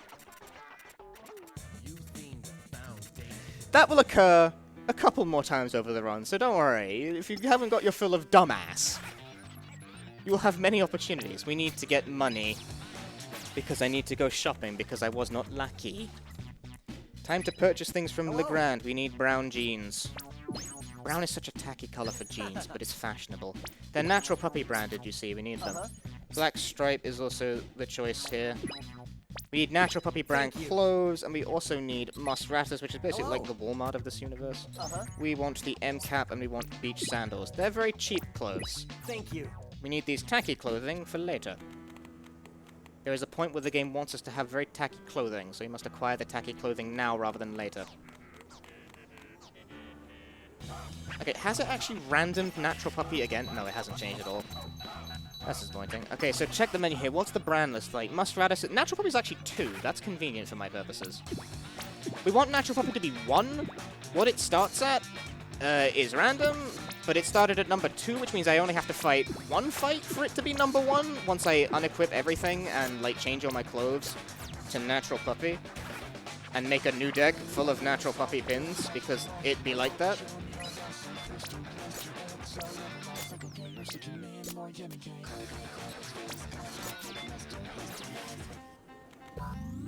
I only gotta fight 1 thing. I choose you, Frog. So imagine if you get lucky enough to just not have to do any of this. It's super rare and like no record has had it. Apart from like I had it once I guess, but my run was like super unoptimized at the time so it didn't matter. Really, you rely on Joshua to do the heavy lifting here because natural puppy pins, they have good synergy with other pins but in a deck entirely consisting of them. Awkward. That's how it's done. Right, now, Natural Puppy should be the most popular. Hooray, it is. We win. I can do math. So now this guy gets out of the way, and now we have to menu everything back the way it was before. Hooray. Game. Menu. Thank you. Clothing 2 has to go back on. What did I even have on? I had that on. I had the knit casquette on. Yeah. So far, so good. This.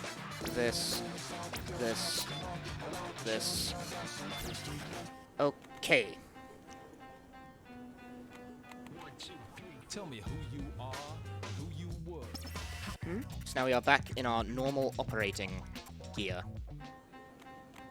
There is a big old line coming out of a nearby ramen store. Tell me who you are, who you When we go in, wow, it's popular in ramen, and also his tracker reacts to it. And we get kicked out because we're technically invisible to other people in the real world. So it seems like we're cutting in line always, because we can't queue outside, because we are dead. A disadvantage of being dead is that you have an inability to queue. So the general gist of this whole like roundabout thing is that we will have to Focus. rearrange the old ramen guy's like thoughts so that he discovers ramen again and makes good ramen rather than ramen that is not hip with the kids. Also, jellyfish enemies, these are new. These split if you don't attack them for long enough, so you have to stay on top of them. I can't. When your character overlaps an object you want to use psychokinesis on, the game says no, you can't do it because port problems. Ah. That's how it's done.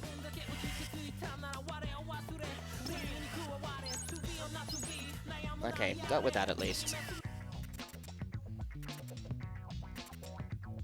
Drop by the ramen store. Hear him wax lyrical about trying to find the meaning of ramen again.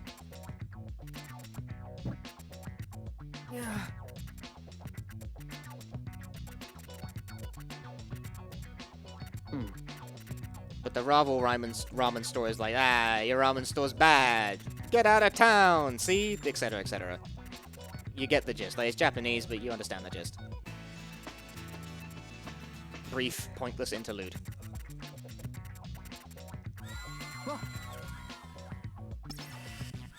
This whole subplot introduces a lot of side characters very suddenly. Like Prince. We didn't see him very much earlier. He runs a hip blog called F for Fabulous. He is... You can tell this game was written in 2007, but he is essentially this game's version of an influencer. Unfortunately, I am nowhere near this fashionable. But running a blog named F Everything actually really does sound like my sort of thing. Alas.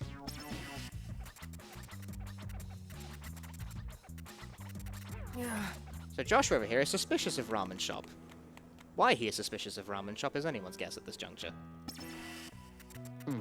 But there are shady backdoor dealings with the ramen. This is noodle drama occurring right now. The entire, like, back 20 minutes of this day is noodle drama.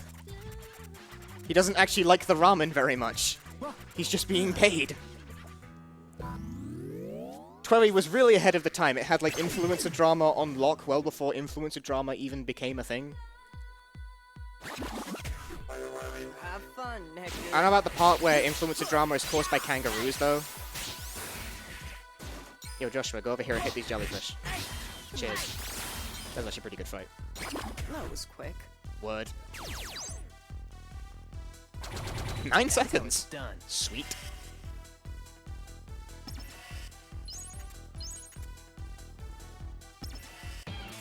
Alright. Clearing the prince's mind gives us a simple meme. As in, literally, the word simple. That's what we need to end the day, and thankfully end this mess of a day. Because, oh baby, does this one really go on for, like, a bit longer than it has any right to. This is about the halfway point of the run. And remember, this is the pivotal moment where you can random a 1 in 13 chance to save, like, 2.5 minutes. Fortunately, this run is not optimized to the degree where you reset if you fail that. I don't look forward to the day where it is. It's gonna get there at some point.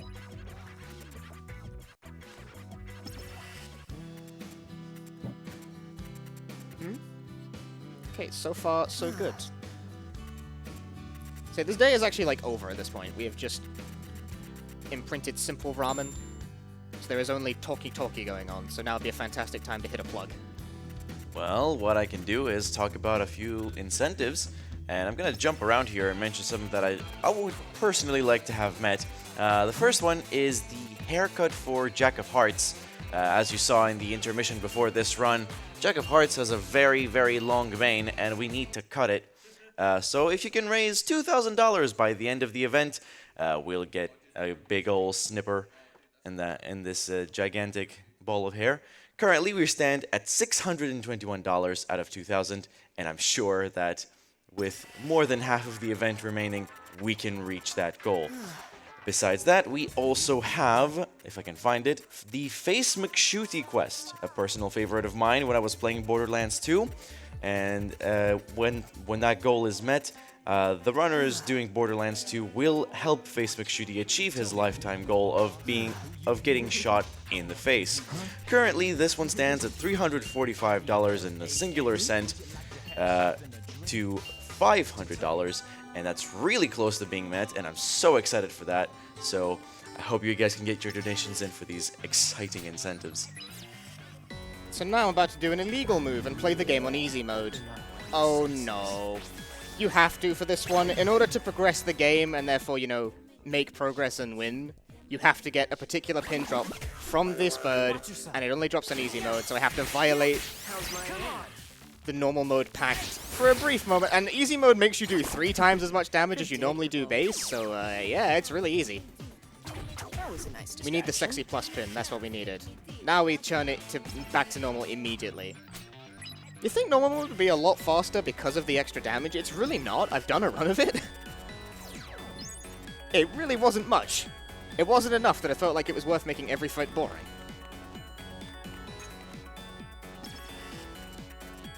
So now we have to fight a 4-chain.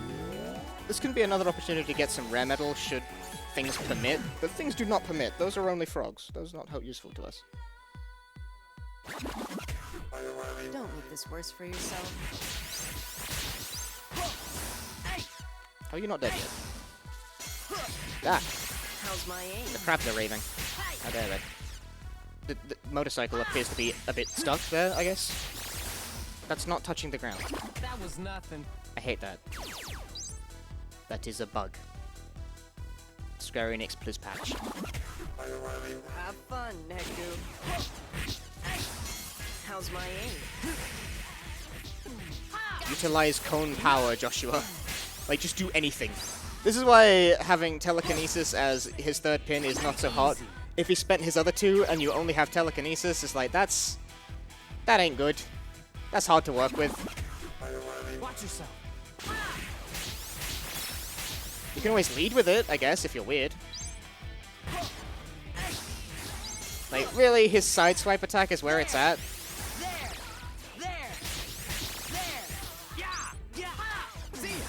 Yeah, sure, that'll do. Rest in peace. Is that 4th fight or 3rd fight? That was 3rd fight. Watch yourself. Oh, okay, bye. Where's the other one? It's hiding behind the car! I only noticed it because of the arrow. How's my aim? So, who's next?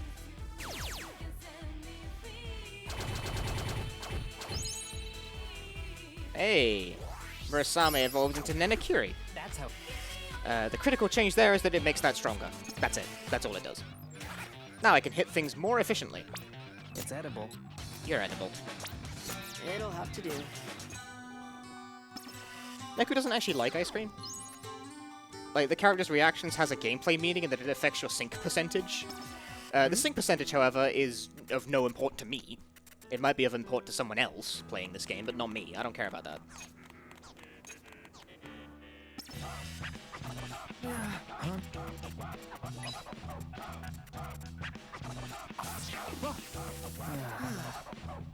So thus begins a fun detective quest to find a missing microphone stand. That's actually the last fight we have to do for the entire day. The rest of this is purely dialogue and adventure-based, but we do have important fashion things to do, because Neku has grown stronger and braver over the course of the past week and a half of gameplay. Also, the game gives a bunch of money up front, so now it makes a really convenient time to hit up a bunch of shops and buy a lot of really expensive gear. He's telling us about a microphone that got stolen, and it was stolen from a phone booth, and we will solve this mystery via Joshua's power that he pulls out of his bum to take pictures of the past. He can do that. He could, like, his phone camera takes pictures of the past. Trying to think about how, like, that works. But he can't. He can do that. But it only works 3 times per day. A limitation geared specifically for the puzzle in question.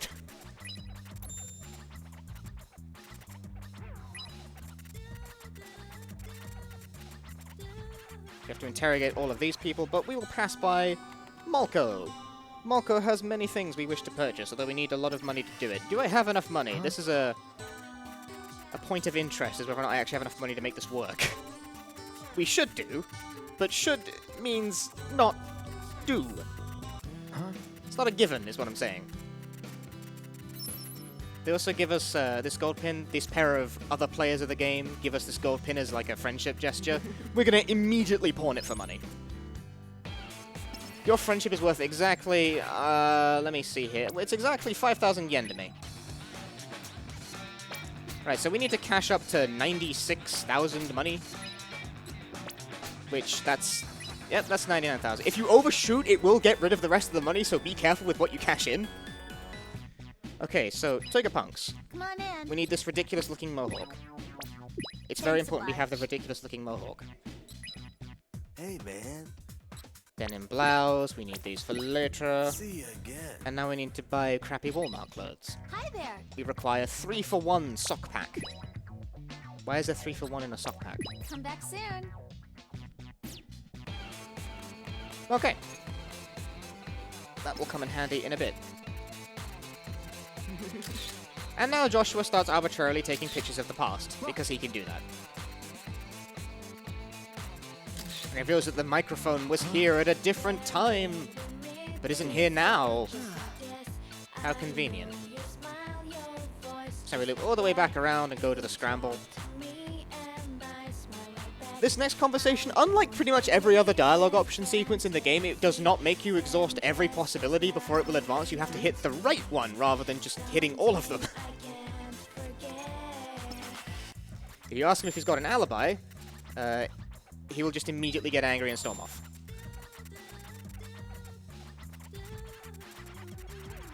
So it skips at least one conversation with this guy.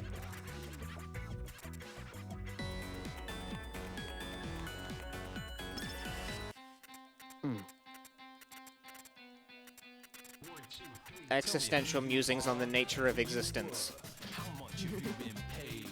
Can I take a minute to talk about our charity? By all means, go for it. All right, we are all raising money here for the Swedish Alzheimer's Foundation.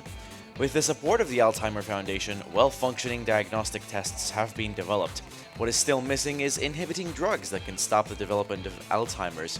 The goal of the Alzheimer's Fund is to be an important research financier in this work. In the absence of effective medicines, it is also important to research the best preventative measures for Alzheimer's disease. On behalf of everyone here, I'd like to say thank you all for donating.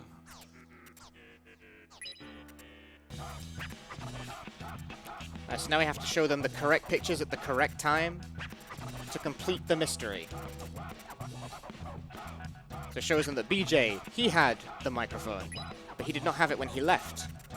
He left it here, and then took a call. There's a whole, like, subplot going on here. I really don't care to explain the, like, the group dynamic going on here. It's like faff I have to do to get on with the video game.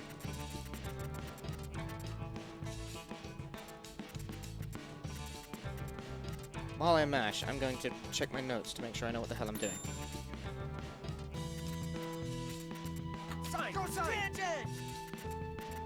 Thank you for that. Sine, cosine. None of the above. The microphone was actually stolen by the Game Master, who loves to shout math-related terms while he kills you.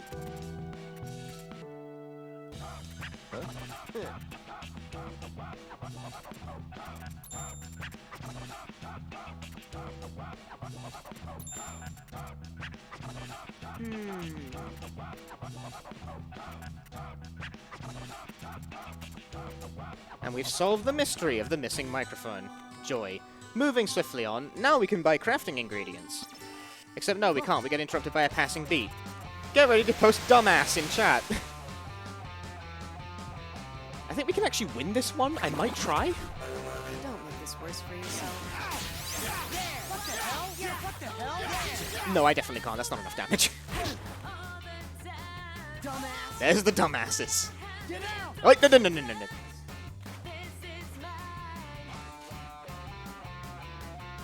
What's he doing? He's doing nothing. Oh, no, the dumbasses begin. Ow. Ow. That's half my health, please.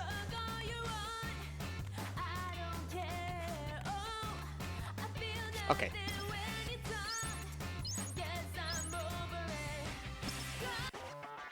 There was not enough dumbasses in that. Also, he actually hit me and did like half my health. That's why that's kind of scary, because he absolutely can kill you.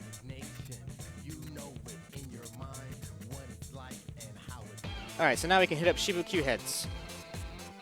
This is a real place.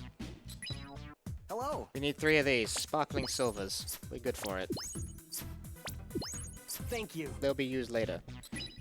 Good day. And then we need 2 of these brave pluses. The brave pluses make I us look braver. forward to your next visit.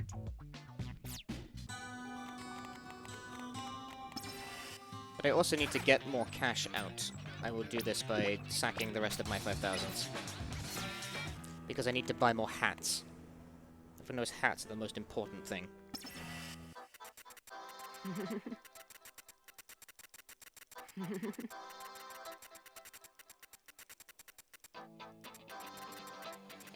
They have a conversation about how much it sucks to live by other people's rules and how much they should live by their own rules and blah blah blah blah blah.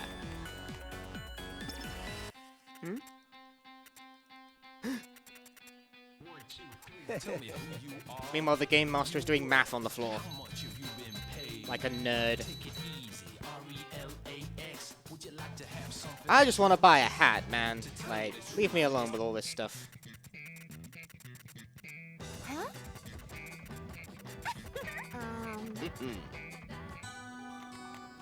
Alright, let me in the store. I want to buy hats.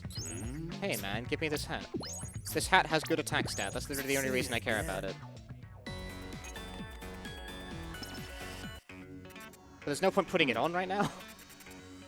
Or anything we bought for the moment. We'll get around to it. We'll be a person wearing a hat, a mohawk set, and like denim blouses. That is the fashion. More flashbacky stuff.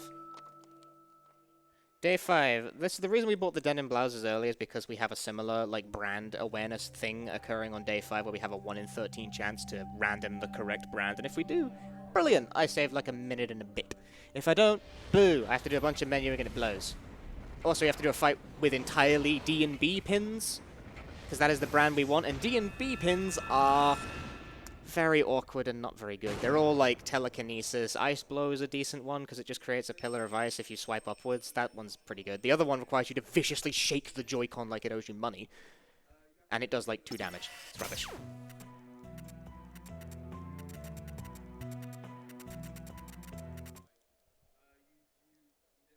And Joshua killed Neku. He shot him in the face. We know that now.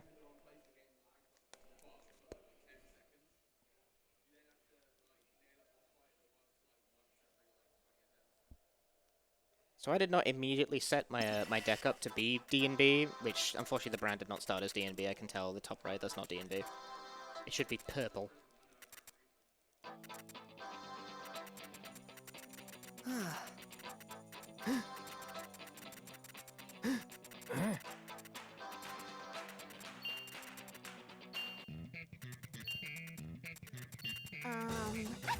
So Josh was complaining this tracker sucks. We gotta go to Cat Street to get it fixed. But before we can go there, we're interrupted by passing this guy, who makes everything difficult by putting a bunch of walls in our way.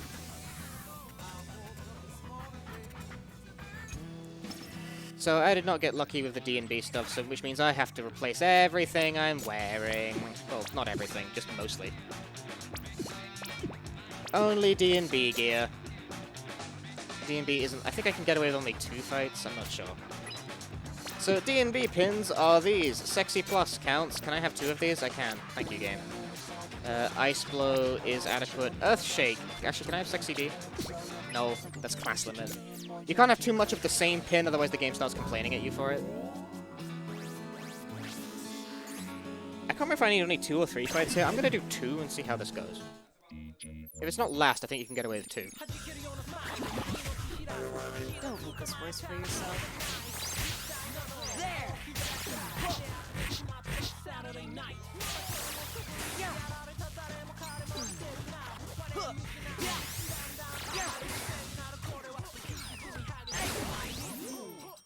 So, who's was next? convenient level up. So our pin set currently is like all psychokinesis and all the one that requires you to shake the ground, which doesn't work so hard. Worse for yourself. So you may have already identified the quintessential problem with this. There are no obstacles for me to use on this one. How's my I mean, there's traffic barriers, but they don't do very much damage. Which means Joshua is pretty much on his own, and even then, his other pin is also just psychokinesis, which isn't great. It's not an ideal set of pins to fight with. That's how it's done. Still, I made relatively decent time there. I think that made it work. Is that the okay? We are clear now. But I gotta change. Actually, I don't have to change my outfit yet. I do have to change my pins and my level. But I don't gotta change my outfit. Not yet, at least. The second mission is Shio Ramen. This guy wants to taste the sea. We bought Shio Ramen way back at the very first point where we could possibly buy food. You can't eat it at all. You have to give it to that guy. It's gotta be him. This is Reaper Review. It's a quiz. Who's the owner? It's Ken Doi. He serves instant noodles when you're friends, and it costs 580 yen. The quiz answers actually are not on my notes, I just have them memorized. The one thing that makes sense to put on your notes, I didn't put them in my notes. So now we have to change outfits. Neku has to wear... Stop that game. Neku has to wear the horrible Walmart outfit, whereas Joshua can actually wear real clothes. Joshua wants to wear biker jacket, red mohawk set, San Francisco, and the shoes. The shoes are never ending in their usefulness.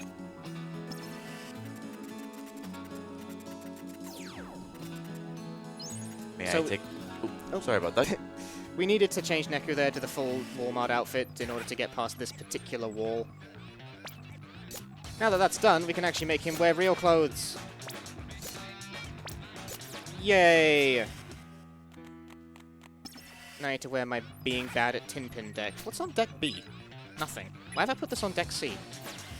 Help, I'm bad.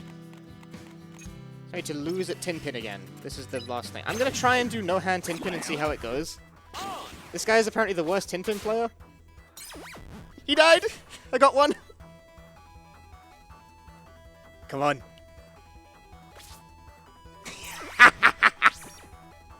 Will I achieve victory in tin pin? Actually, I don't want to win. It gives me a pin. Win! Victory! For doing nothing! He just mopes off in sadness because we beat him. We gain sacrifice for that. We're never going to use that pin. It has debatable worth. It cuts your health down to like nothing but makes you super strong. The issue with that is that you now die if something breathes on you. This is a specialty fight. It replaces our pins with a unique deck, where we can only attack by shaking the ground vigorously. These pins are not very good, which means Joshua is again going to take up like 90% of the attacks here, because although he's like out of everything right now. I just gotta wait. How's my aim? Your aim sucks, Joshua. Please hit things. There you go. Rest in peace. Taken care of. So like some of these attacks you gotta do with like this. It's like, great. Motion controls.jpg. How it's done. Actually forgot to put my pins back on. Good thing it doesn't matter for that one. 0-player tin pin was successful, therefore validating this run, even though I totally lost time doing that. You're supposed to lose that. I won. I was too good at the video game by doing nothing. That's how, like, that's the AI in tin pin in a nutshell, is that you actually have to try to lose. If you do nothing, you'll win automatically.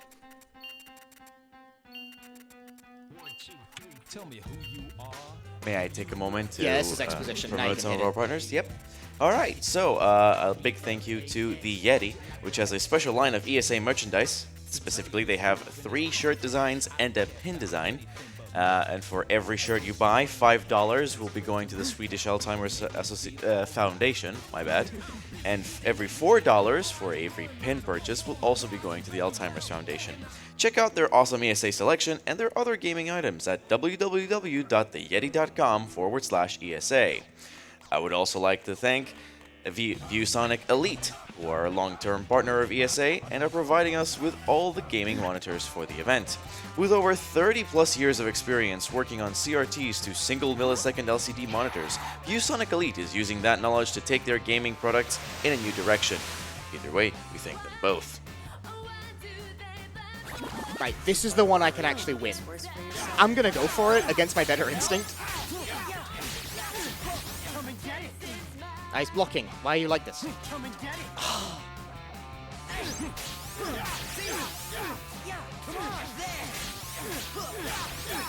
What the hell?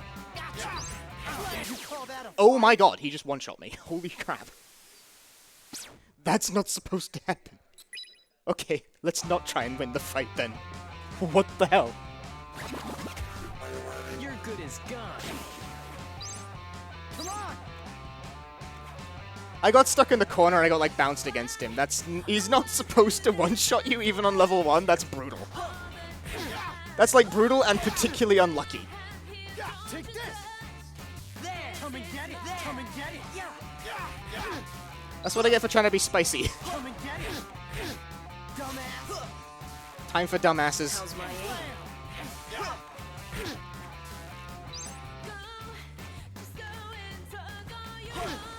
Okay. We timed out. Alas, I really wanted to win that just for the hell of it.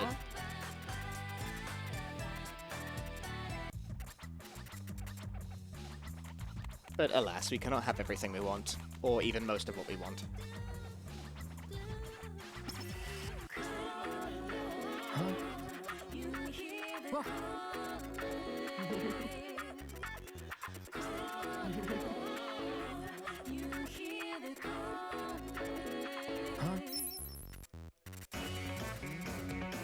Currently we're trying to head to the underpass so we can, like, search for the guy behind the death game.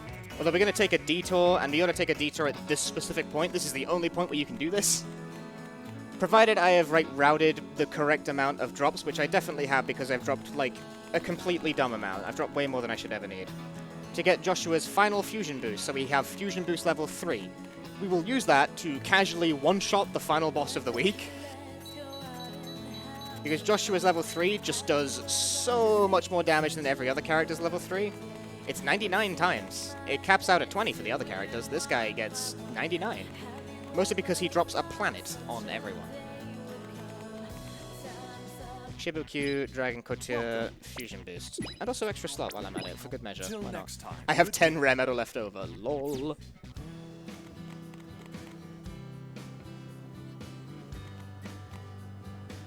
Right, now I can head to the underpass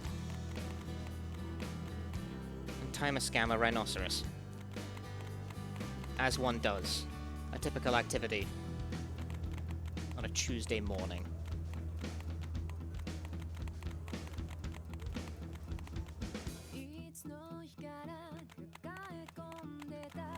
So the guy behind the death game is hiding in the Shibuya River, which is not a real place. This is not a real thing.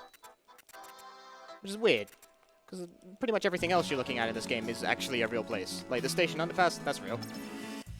There isn't a river in there, though. That would be silly.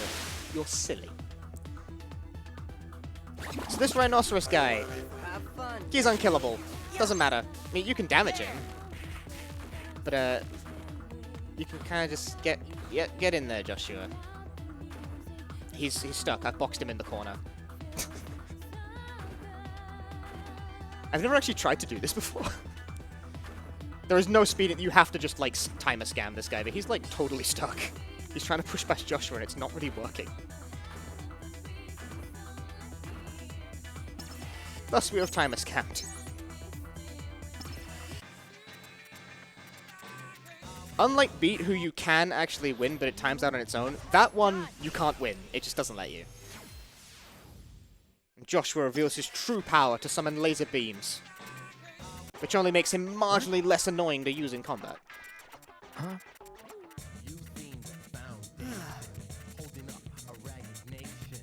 Joshua isn't dead. That's the twist there. He's playing the game while alive. The game is supposed to be for dead people. Joshua isn't dead. Oh boy. Thus concluding day 5, week 2. Week 2 is the longest week. Mostly because a lot of detail occurs in these weeks. Also because Joshua is a very roundabout individual. Takes us on a trip throughout Shibuya. 1, 2, 3. Tell me who you are and who you were. How much have you been paid? Take it easy. So we paid for an extra slot earlier. I have no idea what I'm going to put in it right now. I know I'm going to put in it later, but right now it's kind of anyone's guess. I'm going to take a quick peek at what I should put in this slot. I should put Psychokinesis. No, Pop Pendulum is a great idea. Pop Pendulum it is, baby. So we're going to head up to Udagawa, which is up through this way. It's like the back area in the left-hand side of the You're map. good as gone. So we get accosted by a bunch of taboo noise. This is Joshua's laser beam power in action. It seems all well and good, but it only actually makes him slightly less annoying to use because he still has one pin being occupied by Psychokinesis, which is just not useful. Hey, another rare metal drop. Cool. Just what I needed.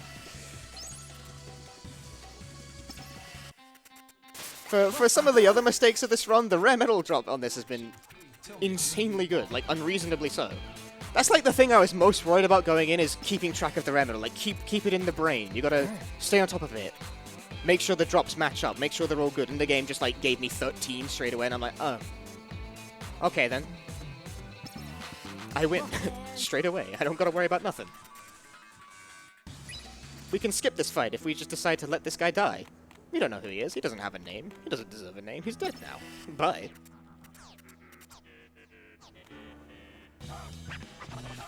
But this guy, we care about this guy. He has a name. I've forgotten what it is, but he has one. Soda. There it is. I read it. Genius. We can't skip this one. It doesn't let us. Even if you say keep moving, it just doesn't let you. So once again, more taboo noise. Don't make this worse. So we have to attack in sync. Which means you have to space your attacks in such a way that you hit like one after the other. Neku, please be to do something. Do you, Joshua? Thank you.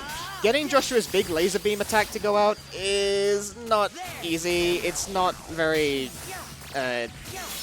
good, the input. For lack of a better word, the input's bad. It bugs out a lot. You have to press and hold on a specific space in order to get it to go off. But you have to, like, hold firm and not move at all. You have to hold Ramrod stiff. This game has a Joy-Con sensitivity option. I turn it all the way down when I'm playing this to make it slightly easier to execute things like that. Still ain't easy. Still breaks a lot. It ain't good. It kind of don't work great.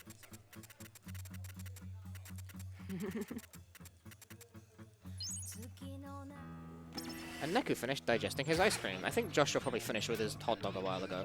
It's edible. That's the last ice cream we're gonna feed this guy. You're doing great, Neku. We want Neku to be done with his ice cream by this point. We are on schedule.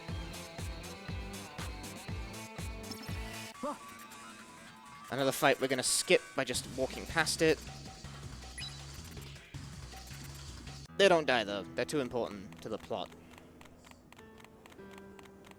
So we hit Udagawa, where we can fight a boss, finally. This is a relatively quick day, all things told, as you just head to Udagawa, fight a boss, game. Don't make this And the worse boss for is too yourself. bad. This can go really fast if I get lucky with it. How's my good? Where go away? How's my aim? Like that. That was quick. That's pretty good. That was quick, Joshua remarks. 10 seconds. That was Yeah, a nice distraction. I concur. That was quick.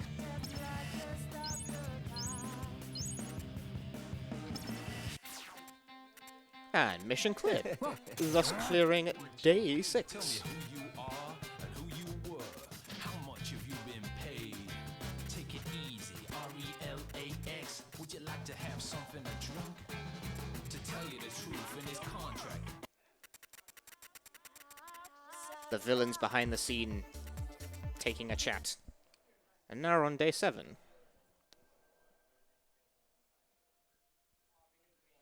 So day 7, we can't just go straight to the boss and fight the boss. That would be too easy, obviously. So we're going to head to Pork City, which is a location we've actually not been to before. The gimmick of Pork City is that only brands that match the floor that you're on work. The workaround for this is just to have pins that don't have a brand. So that's what we're going to do. There are plenty of good unbranded pins we have on deck.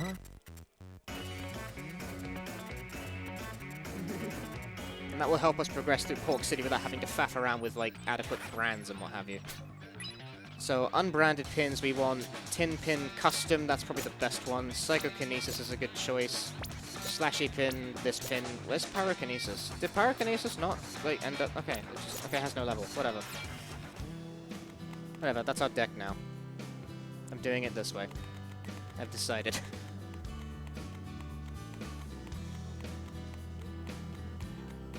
Pork City is all the way over here, in this door that just didn't have an entrance before. I don't know if Pork City is a real place or not. It could very well be. I don't know, I've never been to Shibuya. Do it look Japanese to you people?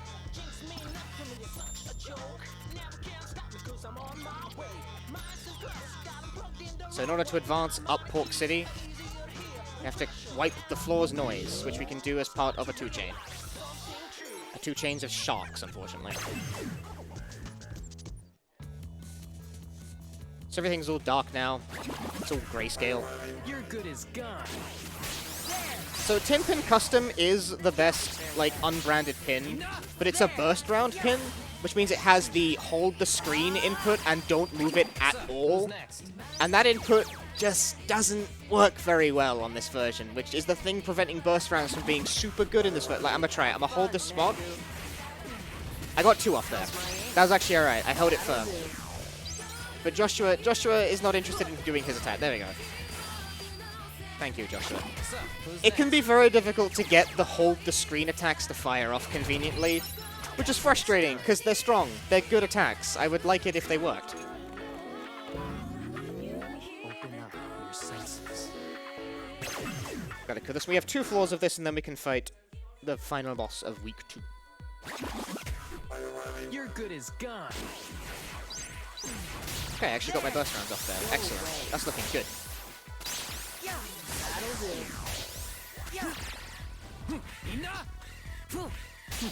Joshua, do something, thank you. Easy. So difficult to get him to behave. Such a disrespectful individual. That's how it's done. Let's do a 13-second fight, though. I take those. Objective met. Stop your conversing. Wrong elevator. Second verse, same as the first. Once again, we gotta clear out 3 noise. And the game still doesn't like us. The brand has changed at this point to be... you actually have to talk to the guy before the noise appear twice. Video games. There we go. What other noise here? Still shark noise. I don't remember if the type of noise you get here is random or not. I think it is. 7 days bargain. You get a hint in the mail that's like, you need cat and mouse in order to defeat this, which is like a hint for the type of brands you should use. I'm losing track of where the controls are. There we go. Because this is like gyro aiming and not like a Wii or something where it has a centralized location, pressing a button will center it, but also it's very easy to lose track of where everything is. So when that happens, I just have to like take a moment to fix what I'm doing. If you get confused at a bad moment, it can kill you, so try not to do that, I guess. That was nothing. Right, reminder to myself, don't be bad at the video game. That's how it's done. There we go. Bravery +2. Neku has finished digesting all of his ice cream.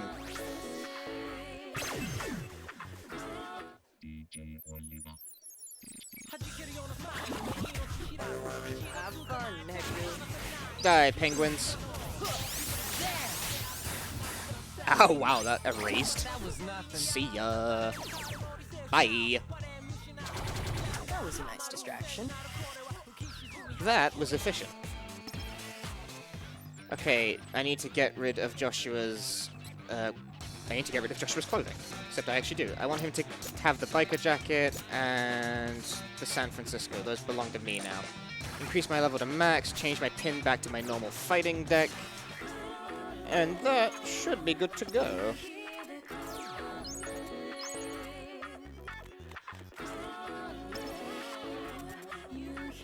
The game actually gives you a warning there. Put your A-list pins on before you go and fight the boss. A little mercy granted there. Hey, flashback time again. We get to see increasingly longer versions of this cutscene. Thank you very much. We find out that... Aha, it wasn't P who was murdered. It was me murdered by a different murderer. Except they both murdered me, but it was a different murderer. But the other guy had the gun, but they both had guns. So if I'm out here and he's in there, etc., etc., you get the gist.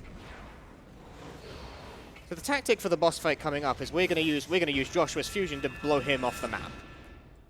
But we have to build meter to make that possible. This is the only point in the game where building meter becomes a relevant concern. It's been in the top right corner the whole run, where it's been completely meaningless. Cross combos build meter, hitting enemies with your partner builds meter, hitting enemies in general builds meter. But you want to build 300% meter fast, because you want to pop it as soon as the boss is vulnerable. If you wait a bit, you can get screwed on it and have it hit like a point where the guy just decides not to take damage, because fusions in this port really don't work very well. They're a touch buggy. There are certain strategies where it would be just the best to use a fusion, but it's not optimal because it bugs out too often for it to be reliable. And the fusion just straight whiffs. Oh yeah, and the boss is a taboo noise technically, so he also doesn't take damage from anything other than, like, cross combos. But he doesn't deign to actually fight us at first, he just hangs around up there. Inverse matrix. Which is good, because it gives us time to build meter.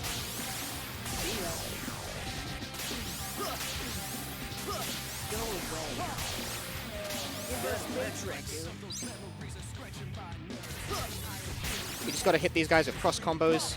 If Joshua would want to play the game with me, thank you.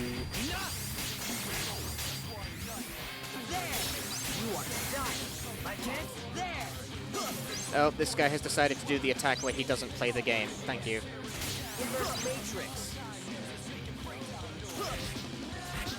Joshua, work with me here. Okay, we have 300% meter. I've actually taken way too long to do this. Immediate. So Joshua's fusion minigame is play by the numbers. Count from 1 to 3. Except make sure you don't hit the ones that are like flipped or in the wrong direction, otherwise you lose time. We don't have to do particularly good at this minigame to kill him, because like I said, Joshua's fusion minigame has a base damage multiplier of 0.99. He's gone. He kills everything he touches. That's a planet. He dropped it on the planet. Bye. That did infinity damage and instantly ended the fight with me not actually landing a single normal attack on the boss. And I dropped the easy mode drop. Completely meaningless, but I got it anyway. Oh hey, Lovely Beam is evolving. I don't remember what it evolves into, the name of it, but evolving is good because it makes pins stronger and get better properties and blah blah blah. There's a bug in the DS version with the pin evolution from Lovely Beam because it gains a piercing property. Pins that have bullets that pierce gave the enemy iframes in the DS version, which made them less good. That bug is fixed in the Switch version, which is one of the few good quality of life changes made to this version. That pin actually works now, so it's viable. Hooray. Hi, Ginny. Alright, week 3. Where the hell are my notes? Notes? So many notes, dude. Okay, so the reason we bought the Brave Plus earlier, on day 5 I think we bought these on, this is very layered, is because Beat's bravery starts off in the dumps, so he cannot wear a single thing. So Beat will spend the first day and a half, naked. So we need to feed him sports drinks until he's brave enough to, put a shirt on. It'll make him stronger. In time, he will become a beefy bruiser who will ruin everything. And week 3 has the strategy where we start lowering our own health to go quicker. Which basically makes week 3 really dicey. This is where, runs swing super heavily, so of course it's, the last one. So first we gotta meet him. And so, by the way, spoilers, Beat is our partner for the 3rd week. Haha. I'm spoiling a game that's, not actually that old. Huh? Except there are no other players in this game. That was Neku's entry fee for the 3rd and final game. All of the other players. It was a trick from on high. So we can't use any of our brands. Bye-bye. But we can just run away from everything.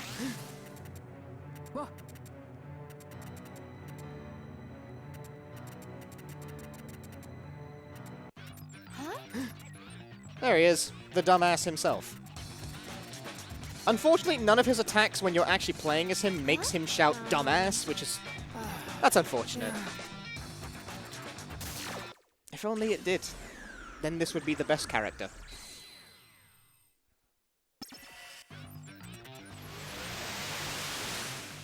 Okay, unfortunately we can't actually use Beat as a second player yet. We haven't unlocked co-op for him. Has to be unlocked individually, on a per-character basis. Okay, bye, frogs. I'll see you later. There he is. Yeah, that works. That's how controlling him works in the single player. You kind of just, like, click and drag. We'll unlock co-op in due time, and then we'll actually begin to, like, you know, play the game.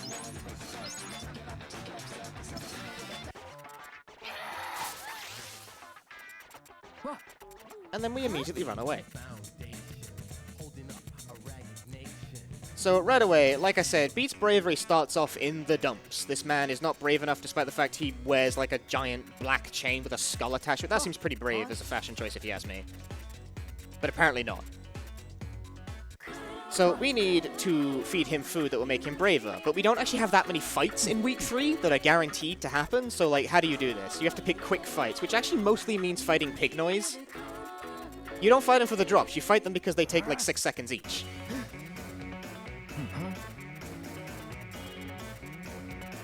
This is the big shot behind the game telling Neku that he's like still allowed in the game despite the fact he was aiding someone who was alive. That's technically a rule violation, but it's okay because he said so.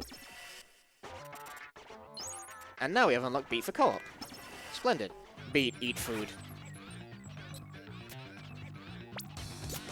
Take it away. Neku will need one of those two later, but right now it's actually not that big of a deal.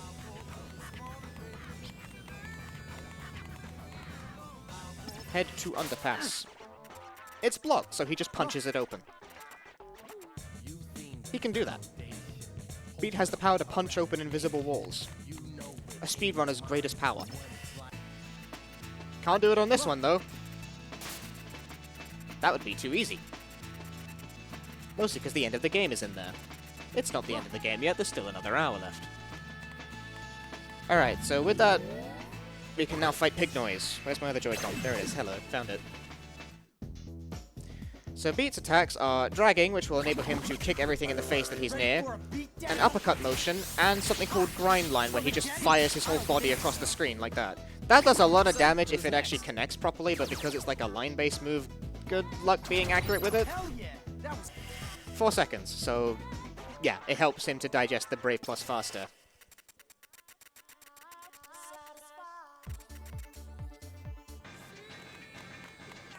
There is another Pig Noise on the sign of Shibuya Station.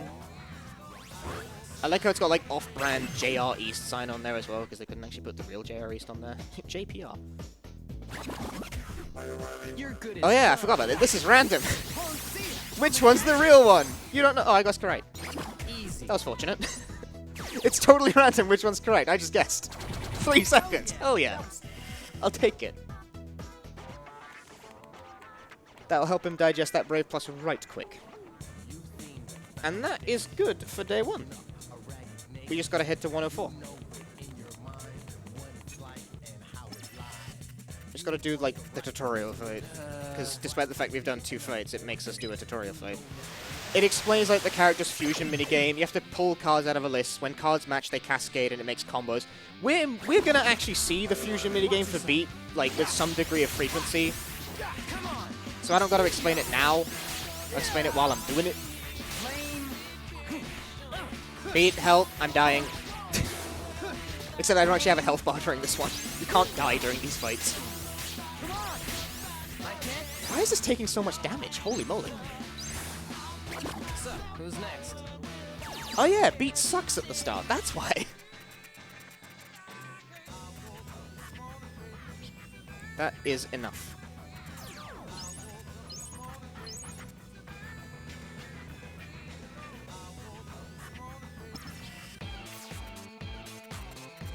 Okay.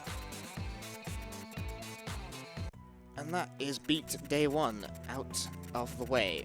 Beat Day 2 is where shopping will occur once more. As the days progress, obviously new items become available in shops, which means you have to route around that, because good things come available later in the game that would otherwise be ideal. So we're going to do a lot of shopping on Day 2. Important shopping, in fact. The biggest shopping trip of the run. This is where we'll get an item that sacrifices health in exchange for damage, so this is where the run starts to become a delicate act.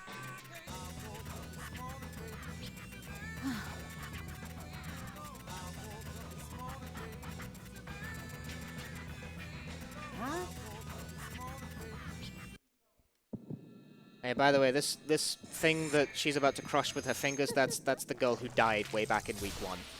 Now it's dead, like, again, sort of, but now it's a pin.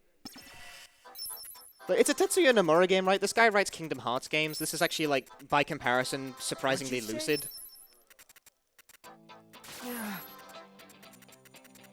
It's surprisingly followable if you're actually reading the words.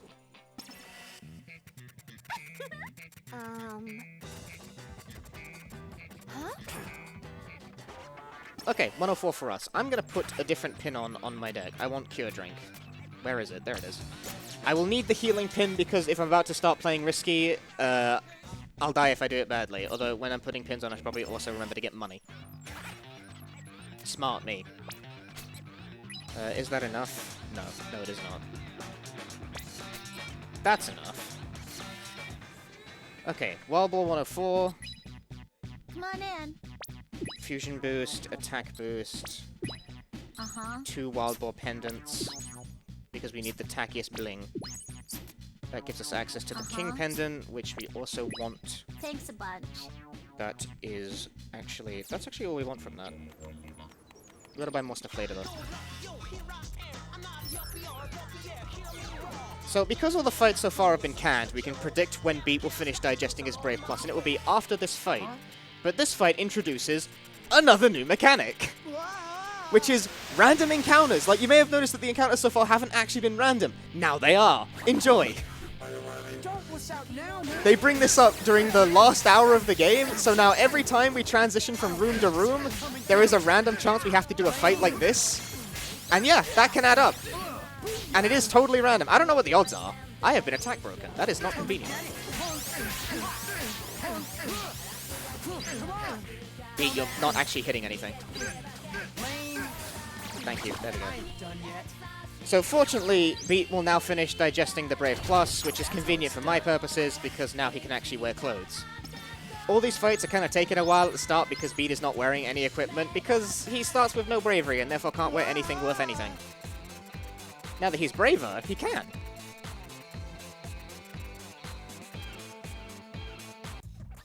Sir! And that's what I spent all that time buying things for. And also, I can now put things on too.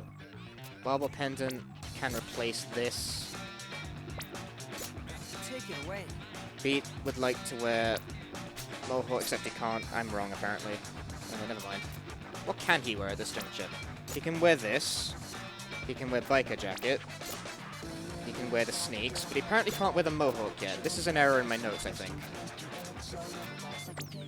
That's no good either. What can he wear? Can you wear that? Wear that then, whatever. It's variable depending on like how many levels you've got as well, so bear that in mind. It wobbles slightly, so notes are never going to be as precise as I would like them to be. Sometimes you gotta just kind of adapt on the fly. Preferably faster than I just did. That's a random encounter. Epic. Random encounters, like, mean bad because waste time. Like, duh. The Beat should now hopefully be doing significantly more damage with himself, which he definitely is. Where's the last guy? There he is. In the corner. That was much faster because now Beat actually has equipment that doesn't suck. Who would have thought? So random encounters bad, that wastes like 30 seconds due to all the animations and this stuff and blah blah blah, but it also makes Beat digest his food quicker, which can be useful to us. Right, so last shopping trip of the day. We're going to buy a whole bunch of things, and the order is actually very important, so I'm going to pay very close attention to my notes. We want lace bonnet. We want vampire dress. Which one's vampire dress? That one. That's vampire dress. These tiny icons do not help. Blonde wig. And then 4 mini crowns. We're attempting to build up the friendship gauge of the shopkeeper in the top left there. Thank you very much. You're getting in my way. And that unlocks the goth bondage coat, which because I've actually done all the routing properly, I can buy. I have all the equipment. We only wanted the goth bondage code. Out of all of that stuff, nothing else was important other than the goth bondage code. The reason for that is that that thing has a crazy high attack stat on it, but it comes with the downside that it halves your health when you use it. So we can now play, like, on the edge. Don't miss out now, man. Although I don't think Beat's, like, brave enough to wear it yet. Thank you for the level up. I don't think so. We have to hit bats, and the hitboxes of these things don't exist. It's fake.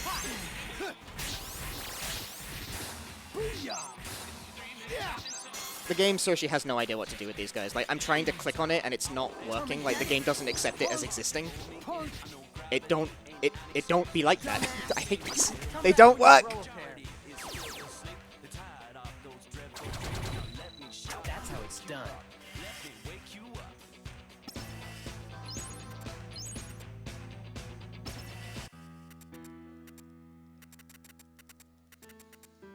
Okay.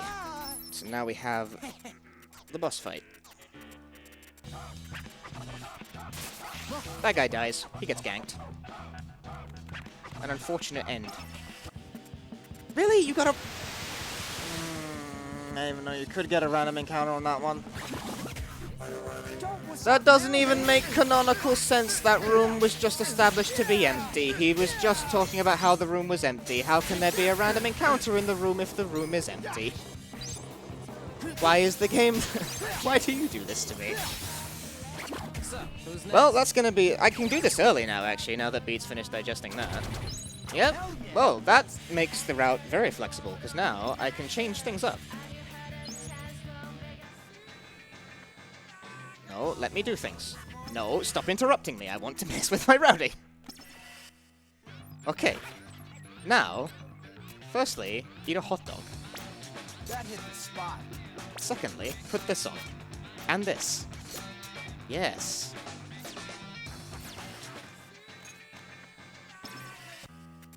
I think that was a good idea.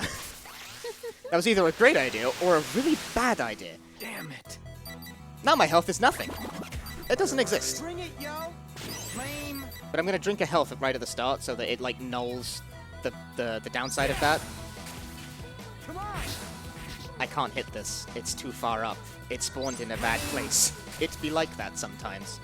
So because Beat's now way stronger ahead of schedule, I'm actually gonna try and do this fight the normal way. If the game would like to cooperate with me, that would be lovely. Lame. Yes, nice. I didn't have to use a fusion. One cycle. I only got to do that strategy because I got so many random encounters that I was able to quit Beat early, so, like, it kind of works out. Like, it evens out, I guess. It really doesn't, but whatever. I got a one cycle for it, so... It's a shame you don't get to hear more of that remix. That's, like, the best remix of that song. Okay, so now we're on Beat Day 3. Where are my notes at? My notes are way behind schedule because everything went too quickly there. I don't need notes for this day. So equip this. Like, yeah, I already did that. Got too many random encounters. Made Beat too high a level too fast. Too strong.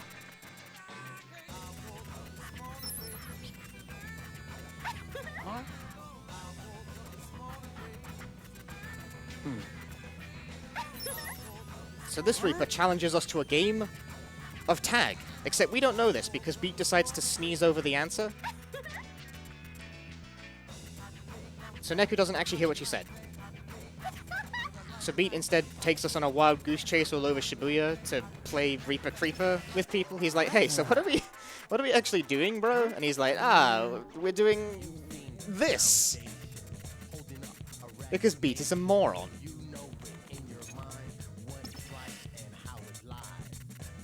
So we get to play Reaper Creeper one last time. Huh? Except no, we don't. He decides not to do it. It's actually faster to refuse to play it. But we're gonna chase him around anyway. Why not? What else are we gonna do? I swear to God, I got a random encounter again. Damn it! Do I heal or do I not heal? I'm gonna heal. No, I don't like that layout at all. I'm up for it. Heal, Neku, don't fire at thin air. That would have killed me if I hadn't healed in time, so hey. Where's the frogs?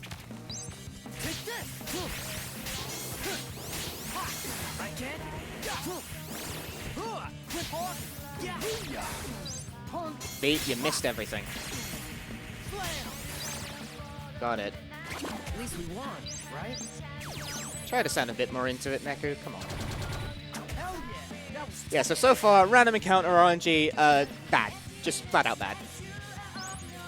No good. That's way too many. I've had runs where I've had, like, literally only one random encounter fire off. There is no, like, minimum number. It can be anything from, like, none to every screen. Usually it settles on more of a middle ground, but, so far, it's already been, like, way over what I want.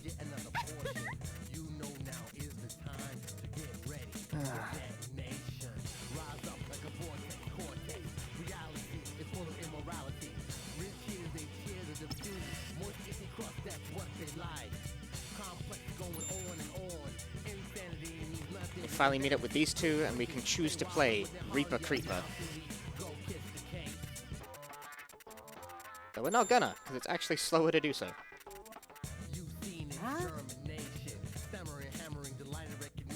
Nope, we refuse to decide for him, thus skipping us having to mess around with the coin. But it also makes this guy talk more. It works out faster, though. My arm's getting hella tired from all the smashing. Blah.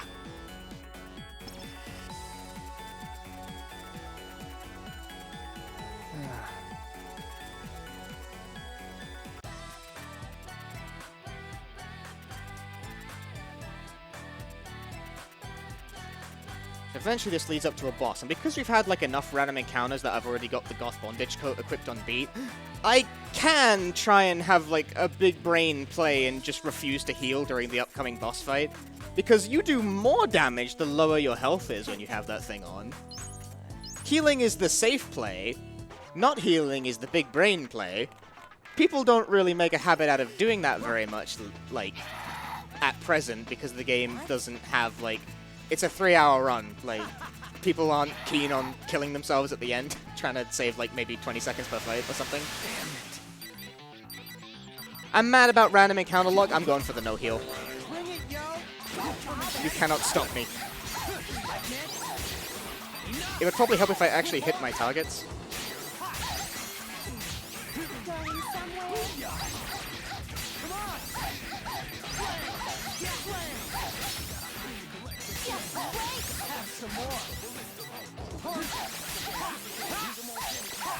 Nice! I had the loop! I had the loop!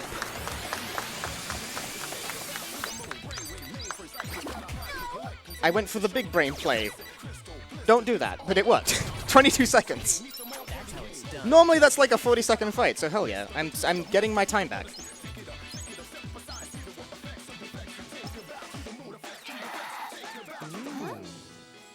Casual pendulum.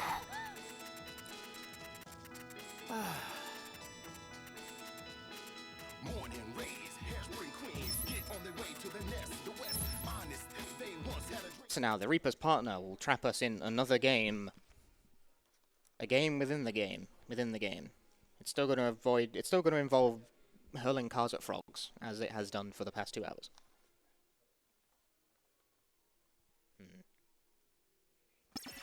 Consulting notes real fast.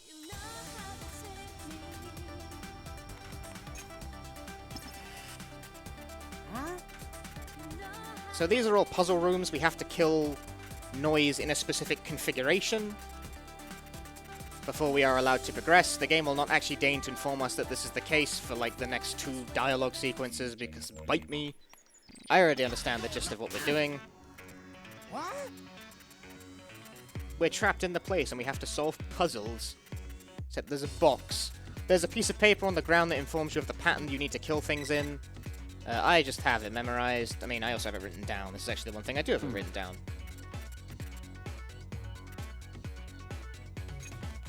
So for this one, the position is weird on this. Focus. It's top, left, bottom, right. Order does not matter. Damn it. Oh yeah, I still have no health. Who would have thought? Bring it, yo. Come and get it.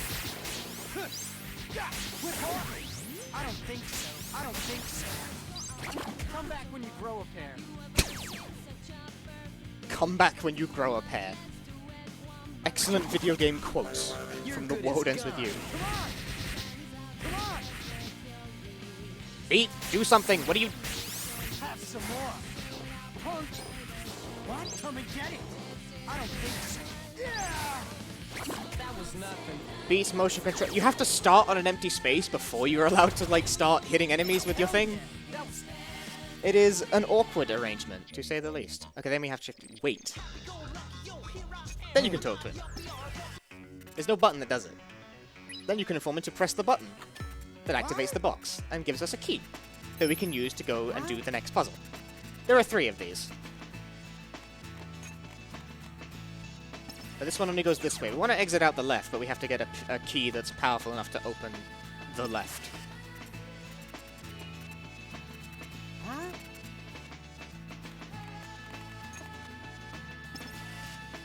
Another box.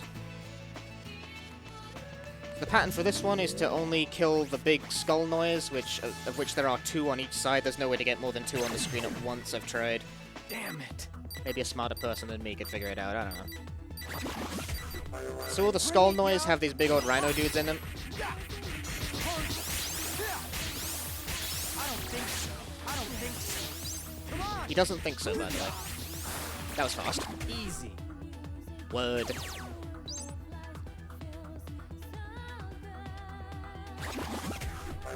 You're good as gone. It's super convenient when they bunch up like this. I'm getting good spawn luck right now.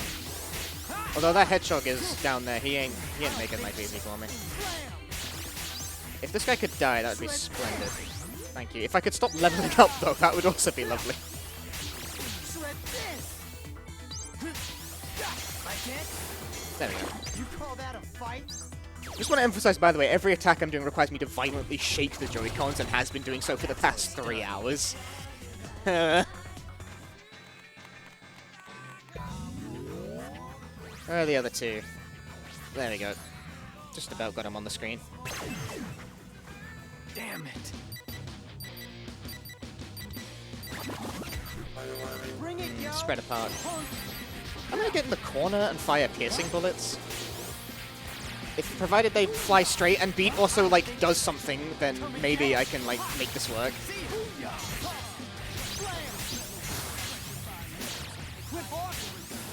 At least we won, right? I took another heal there because I got bodied by the rhino dude there. That was not the play. Ready for a beatdown? Okay, the goal with this one is actually to deal with the kangaroo first, because the kangaroos have a move where they can just choose not to play the game. Attack him. Do the thing, Beat. You can do it. I believe in you. There we go. Actually pretty good. Beat digested the hot dog. Wow. Which means I'm gonna feed him another. That hit the spot. And now I gotta wait, because I have killed all 4 of the giant skull noise. What now?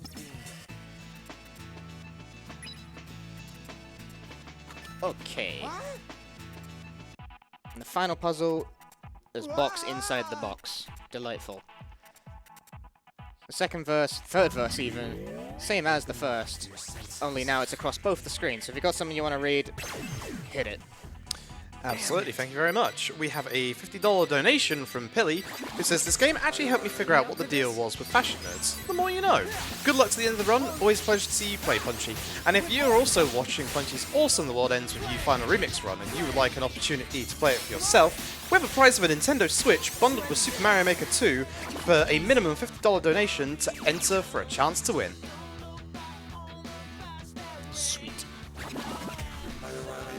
out now, man. This bunching is nice. Except I then immediately ruined it by knocking everyone in the wrong direction. Beat, do the thing. Why are your inputs so weird, Beat? Honestly.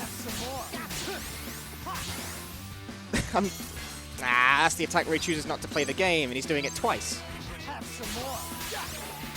There we go. Nailed it. Took him a while to land there.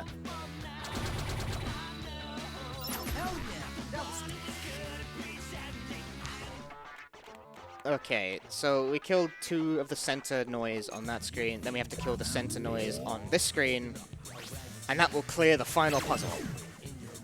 Then we can finally get on with fighting bosses. There actually aren't that many required fights on the back end of week 3. This is like actually like the combat being mostly front-ended. There's no required fights. Random encounters do not count as required fights. That is always a thing that can happen. That's how it's done. Is that truly how it's done, though? Yay.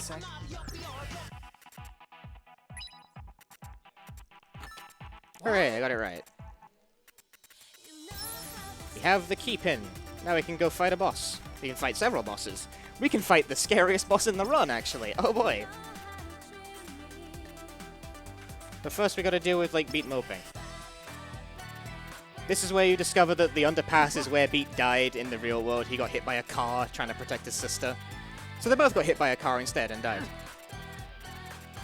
True to life, what happens if you try and shield a truck against, like, someone? They just crush the both of you.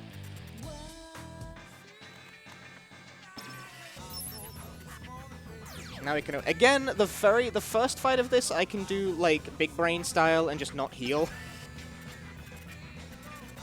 I'm gonna do it big brain style. It worked the first time, right? The second fight, though, no. Never big brain the second fight. The second fight is incredibly scary. It can also softlock the game. So, like, look forward to that.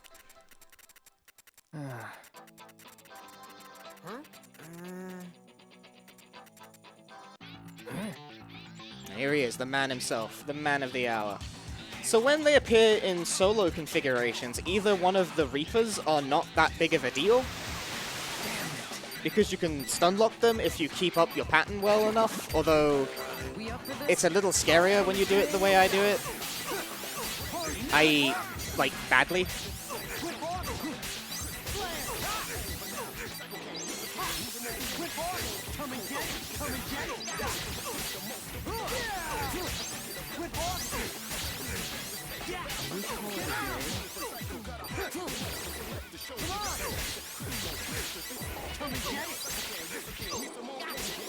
Nice. Another healless fight. I'm pioneering the big brain plays today.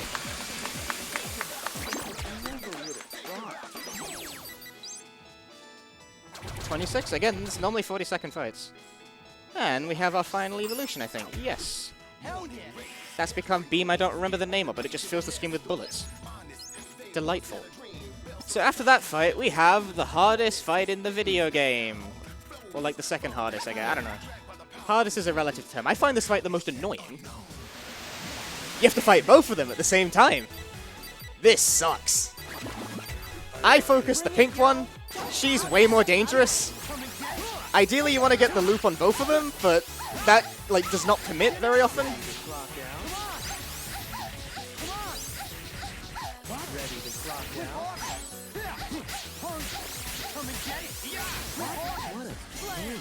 Okay, only this guy's on screen now. The pink one left. Which means I only gotta fight this guy. I have a fusion on deck should I need to use it. He's gone off the screen. That's a bit of a problem for me, actually. This is the bug with this fight. Oh, she's back. Hello. She's way more dangerous, which means I really want to get her out of the sky. If Beat could, like, assist me in this, that would be splendid. Thank you.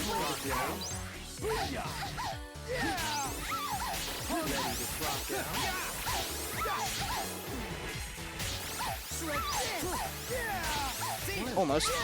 There we go. That's pretty clean. That wasn't scary at all that time. If you let that get away from you, you can die really fast.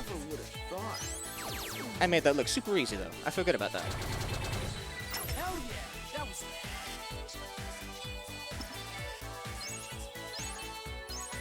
You gotta coordinate well, you gotta hit the cross combos to keep the stun lock going, and you gotta, like, not let any of them get away from you. Because they start filling the screen with bullets really fast, they do a lot of damage, and then you die, and it all sucks. That is not actually the last time we're fighting that duel fight. You fight a harder version of it later in the game.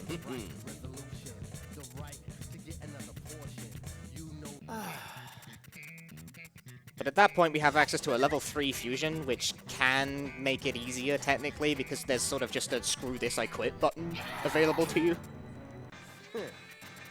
So should things start going pear-shaped, just panic slam fusion and you win. You'll lose time, but you won't die. What day am I on? 5. Ooh. This one's easy. Like, well, it's not, but conceptually it is. This one has the other fight that's annoying.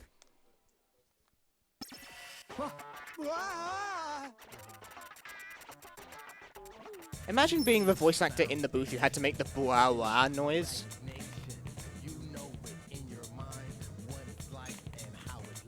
Alright, so we're gonna head up to Udagawa through Center Street. And we're gonna get the Brave Plus for Neku that I've been kind of, like, not doing the whole time. I'm not getting random encounters. I'm gonna jinx myself by saying that, but I'm not getting them. This is not a random encounter, that's just a cutscene.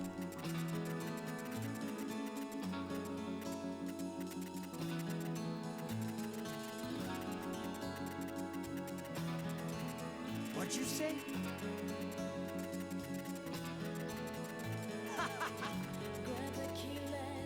They're having an emotional moment, but also the Reapers are kind of staring blankly into space.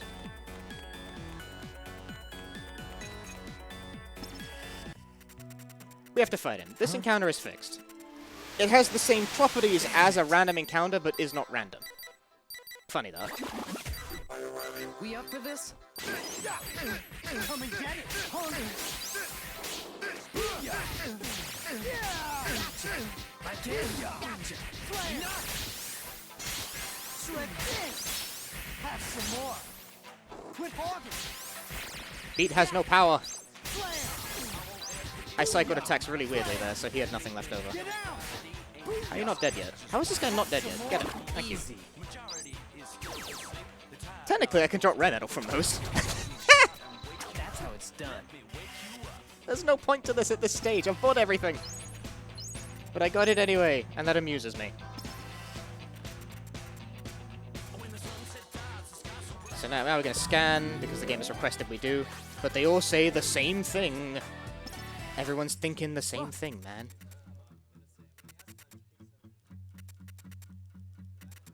And the music becomes very somber. Becomes all acoustic and what have you. It also becomes Japanese.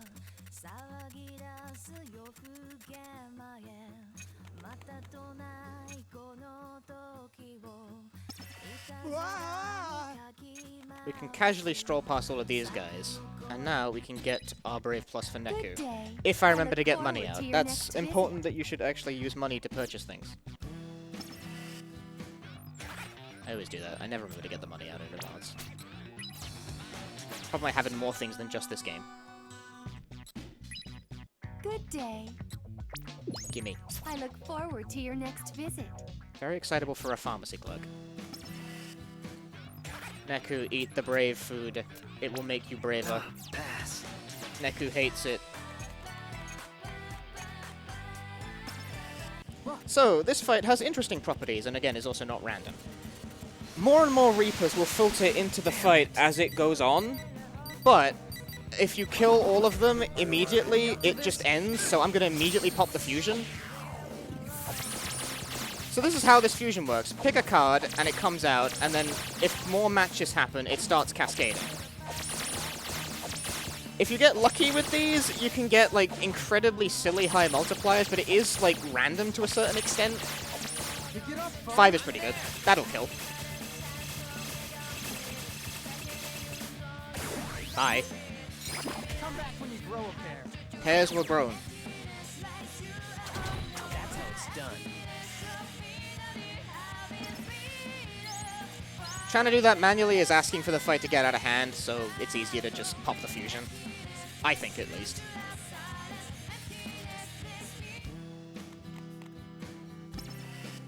There's one last shop here. We can also get a random encounter on this transition despite that not making any sense. Okay, no. I wish to shop. Hey, man. Get Beat's final fusion boost, get his attack boost, and we have enough left over, so might as well get the defense boost, like whatever.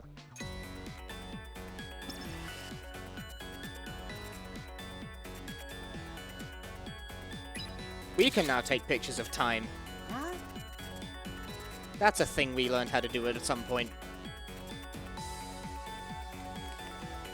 Alright, time for the really scary one. This is the dual fight with both of them, except they're now Berserk variants, which means they're stronger. This is also the track that has a completely deafening background song. Damn it. I think it's actually peaking so hard it's like normalizing. Bring it, yo! Heal, idiot.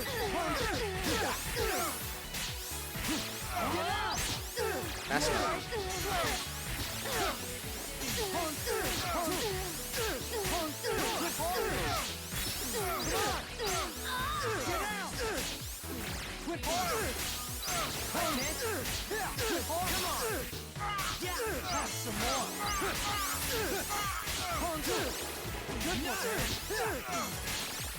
Get her.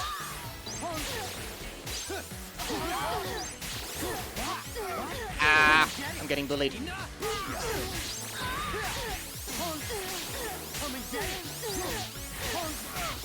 Ooh, the double. Yeah! That's really good. So much damage. Any fight where I don't gotta pop the fusion in a panic, 46 seconds is really good for that one. And Beat finished digesting his hot dog. That's just cherry. We're looking pretty good going into the late game. I'm actually pretty happy with this run so far. Like, random encounter luck aside, god no, but as far as, like, not completely beefing the route, pretty good. That was day 5. This is day 6. Right, funny thing about day 6, there's 0 required fights on this day. None. 0. Required fights. This is the RNG day. How far can you get to Cat Street before the game decides to interrupt you? Technically, if we're very, very lucky, nothing will happen. The ideal condition is for nothing to occur. Nothing. How many nothings can we get, folks? We got 1 nothing. 2 nothing. I don't know what the odds are of this. Do we have 3 nothing? 3 nothing. Can we make it to Cat Street with nothing happening and back? 5 nothing. That's pretty good so far. Do we get 6 nothing? Nah, we got a something. We had 5 nothings in a row. We up for this? Beat, do something, Jesus. Anything would be better than what you are currently doing.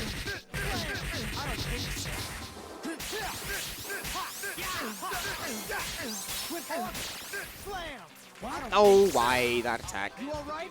No. There we go. Come back when you grow a pair. 5 nothings. And another pointless ran that'll drop. That's how it's done. Thank you very much. At least the game gives us 1,000 yen every time we get a random encounter. Not a random encounter, cutscene. Looks like one isn't. But you can still get one. Didn't. Okay, so only one random encounter, but we still have the way back. Gotta hit at Wildcat and collect the final pin that we need to access the end game.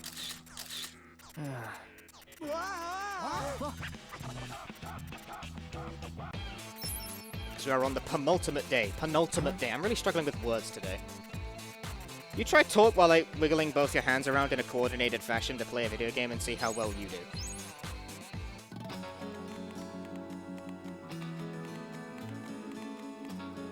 Nothing? I will take 1 encounter day 6.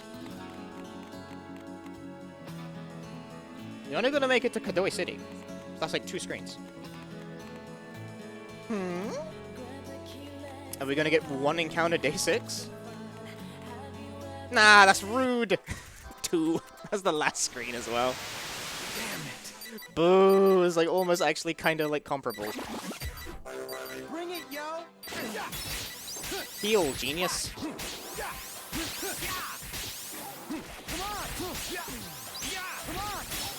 Flame! I don't think so. Like this.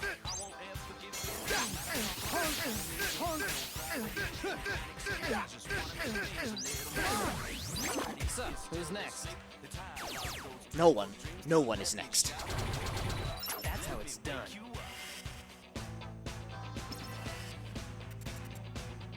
Okay, fortunately, that's the last chance we had to get a random encounter. We're back at Kadoi City now. And now more piles of trash are appearing, just like they were in week 2. He is back! Hard mode, level 1. You'll see why in a moment.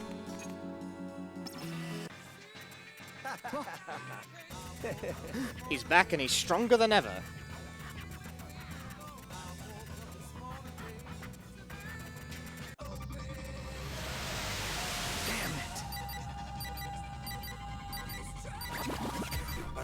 We up for this? Set us slow. Okay. You have to die there as fast as you can, so turn it to hard, turn your level to 1, die instantly. That fight is winnable, but like it's not practical really on New Game to win it. It's more of a like a repeat playthrough thing. I mean, you can make a good run of it. And now we are on the final day. Quick note check. Yeah. Okay, bye.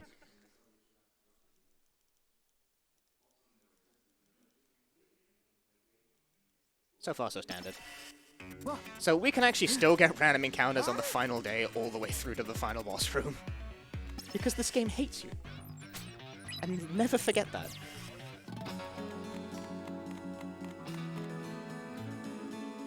So will we get nothing through to the Shibuya Underpass? I doubt it. My random encounter luck this run has been horrific. But honestly, looking at my time of it, yeah, it's still doing alright. Okay, last opportunity to get a random encounter is this screen, despite this making no sense. It's the Shibuya River. People aren't supposed to be down there. It's totally empty when you go down there. But you can still get a random encounter on it. No, nothing. No random encounter day 7. We did it. Huh? I dice rolled good.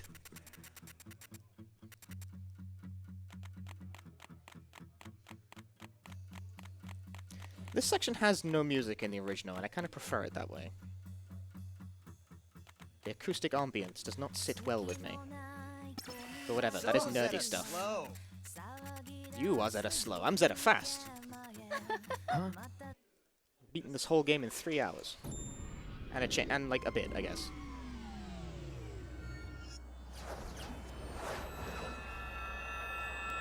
She was hiding in the shadows the whole time. In specifically Beach Shadow. What? So now we're gonna fight her. She has the power of shadows, which means she kind of like faces the opposite direction of what the light is. Which means you gotta like stand in the shadow. It makes more sense seeing it than me trying to like verbally explain it. This fight's also the fight that would be definitely faster if fusions in this port worked consistently. They don't, so it's not. If you could just pop a level 3 fusion straight away, it would probably like bring her down to last phase straight away, but it fails with remarkable consistency, so I don't go for it. It just doesn't work quite often. Bring it, yo! So first thing you gotta do is she's intangible right now. You need to get a taboo noise into this giant hole down here. Good luck with that. Push. Come on. There you go. There you go. I got knocked on my butt doing it, but that's okay. That's phase 1 down. Made that look easy. Now we're flying.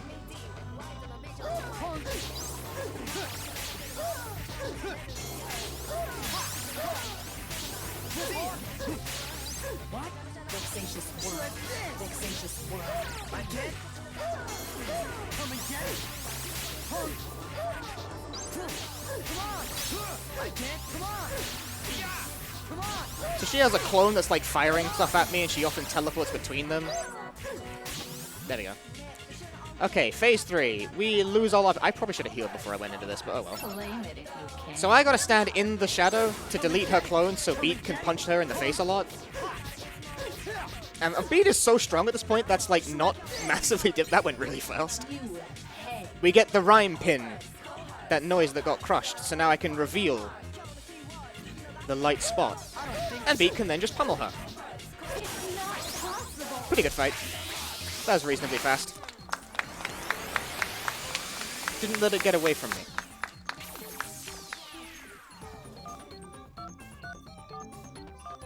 I'm doing very well at this, which like is failing to demonstrate the point that this can go very pear-shaped if you let it get away from you.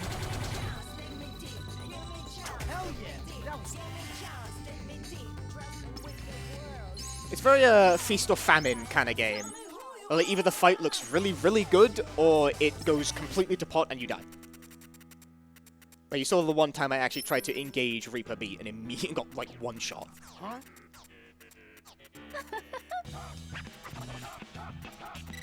She's dead. I killed her.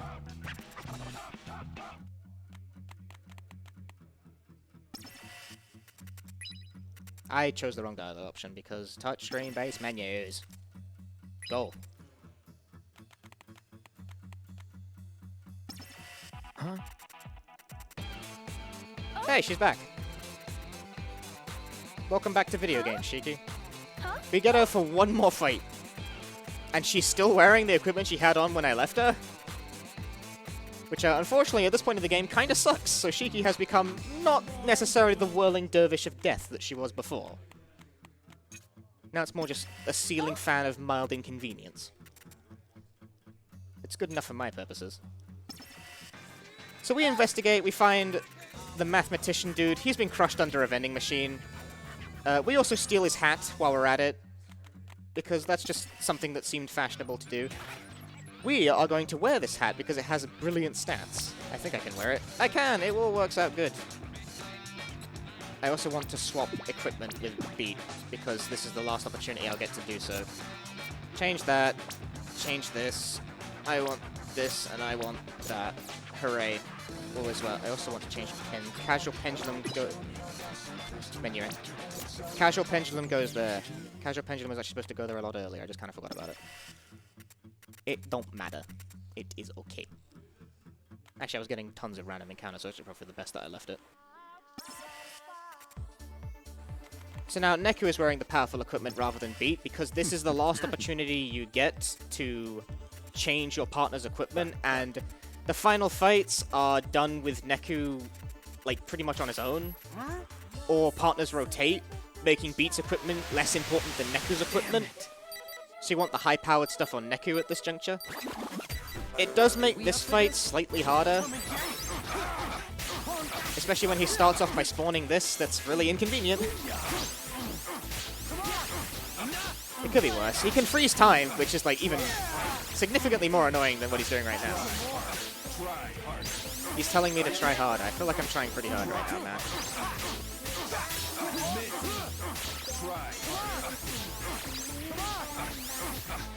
Again, I have the lock right now. Although Shiki's gonna beat me up, probably.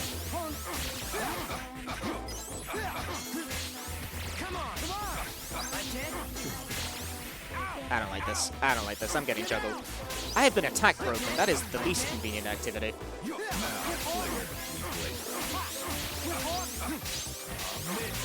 These cross combos keep knocking him out of the move, which is very convenient for me. He's also not tried to freeze time once and then like try and stab me in the back with his katana. He doesn't have one, but still it's just for edgy points. Also pretty good.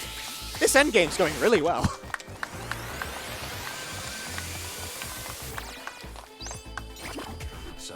Such power. Such power. Getting attack broken is not convenient for my purposes because it lowers the amount of damage I do, but That's how it's done. that still went pretty well. 58 seconds. Remember, a fusion takes like some 23 seconds, so if you're not going to kill with it, and you won't, then it ain't worth doing. Alright, so we also got Lightning Rook from that fight. Lightning Rook is the best pin in the game. It was the best pin in the game in the DS version. It hit 4 times a hit and had like a very high efficiency stat. So you think in this version, what do? They made it better. It now hits 9 times.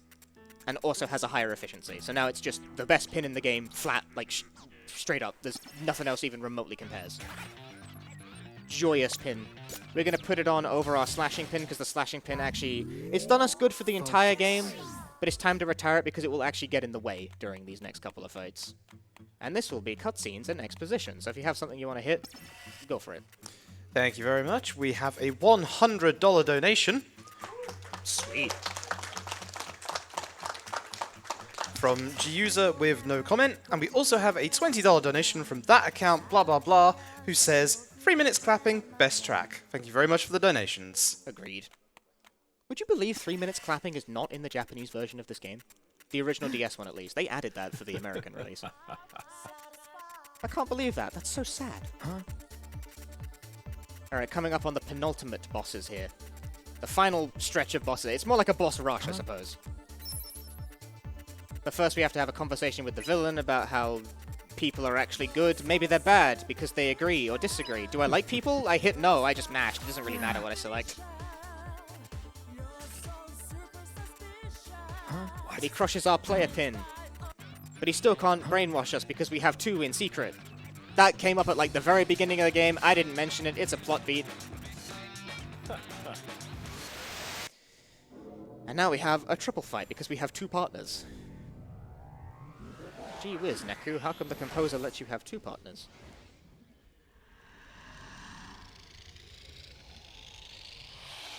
Snick. Damn it. So this one starts off with Shiki. Not good. So the position you want to take here is you want to take a roughly corner space, although you also want the guy to actually be like on the screen.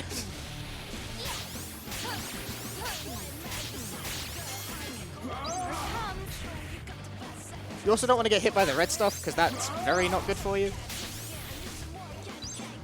So you can hit both these parts and the head with like projectile-based attacks at the same time, which is great, but it's kind of random whether or not you'll be allowed to. The pause button is also a physical button that can be pressed in the top left corner. Mobile ports! Yay! Come here. This is like annoying. Why is he being so evasive? Bruh. Play the game. Bro, I hate this. You want to hit the top left corner of the screen because it's the like most efficient way to do things, but it also runs the risk of pausing the game really easily if you're not paying attention. Here it comes. Good lord, man. Come to the screen. Look how much damage Lightning Rook does, though. That's wild. That's the first half of that. I didn't get attack broken, but by God, does he just like not want to play the game?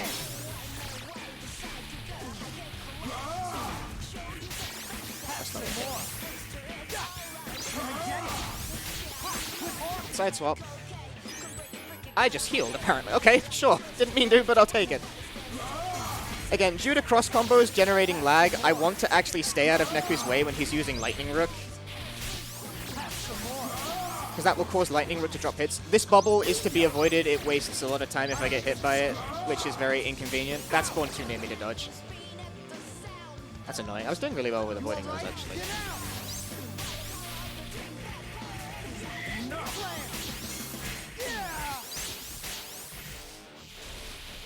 Roast him. Okay. How long did that take? What was the time on that? 151. Sub 2. Is that right? I take those. He was very evasive on the first half of that, though. He just didn't want to play the game. Why is he like this? So now we'll have the final fight, and the second Joy-Con is unnecessary now. We don't do co-op for the final fight. It doesn't let you. It's a solo fight. That's why I swapped with the powerful equipment to Neku. And I also got rid of the slashing pin, because it's like... Well, you'll see. It's a final boss, after all. Bye-bye, partners. See you later.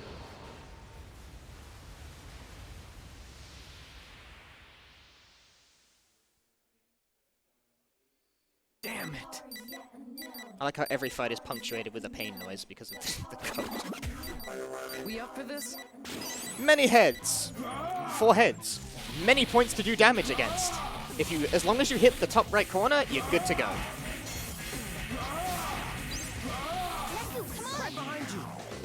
And our partners will activate their commands. They would do whatever fusion level they had when we left on last. Shiki only had fusion level 1, so that's not going to do a whole lot for us. Other than making me have to reposition because the fusion juts you slightly to the left for some reason.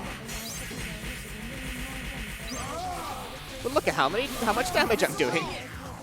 Because I'm hitting anywhere from like 3 to 5 heads at the same time, depending on my angle. So I should be able to mince this guy real fast. And time is coming up when I hit... A big button will appear in the center as soon as this guy's health comes down.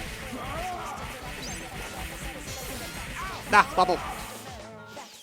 I didn't see the bubble. Every time I get hit by the bubble, cutscene. Makes me very sad.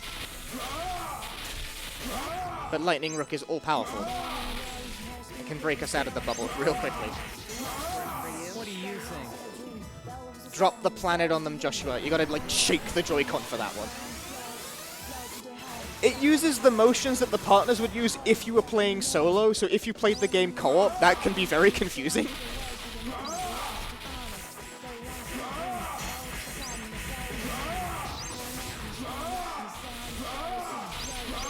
Get the angle, man.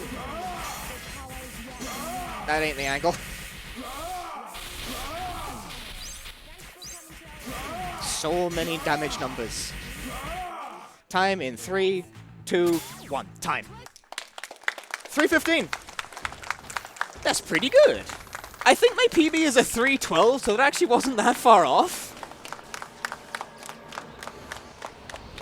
Like, random encounter luck aside, that was actually pretty good. Bless the notes. The notes were victorious. I have no idea what order these are supposed to be in. Forget it. Whatever. Who cares? I want to see what time the final boss result screen gives me, and that's it. Then I will, like, skedaddle, because I know we're already kind of behind.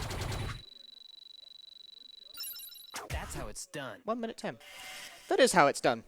That's the world ends with you. I'm not going to make you sit through the entire goddamn ending, alright? I'm going to wrap this up here. Okay. Cheers. Thank you very much for having me. Hope you all enjoyed it. I run this game from time to time on my own channel, so if you want to see more, by all means, drop by. Thank you very much. And thank you all for donating for the donation incentive, by the way. The original soundtrack is way better. You're all correct. You win. Thanks for having me. Peace.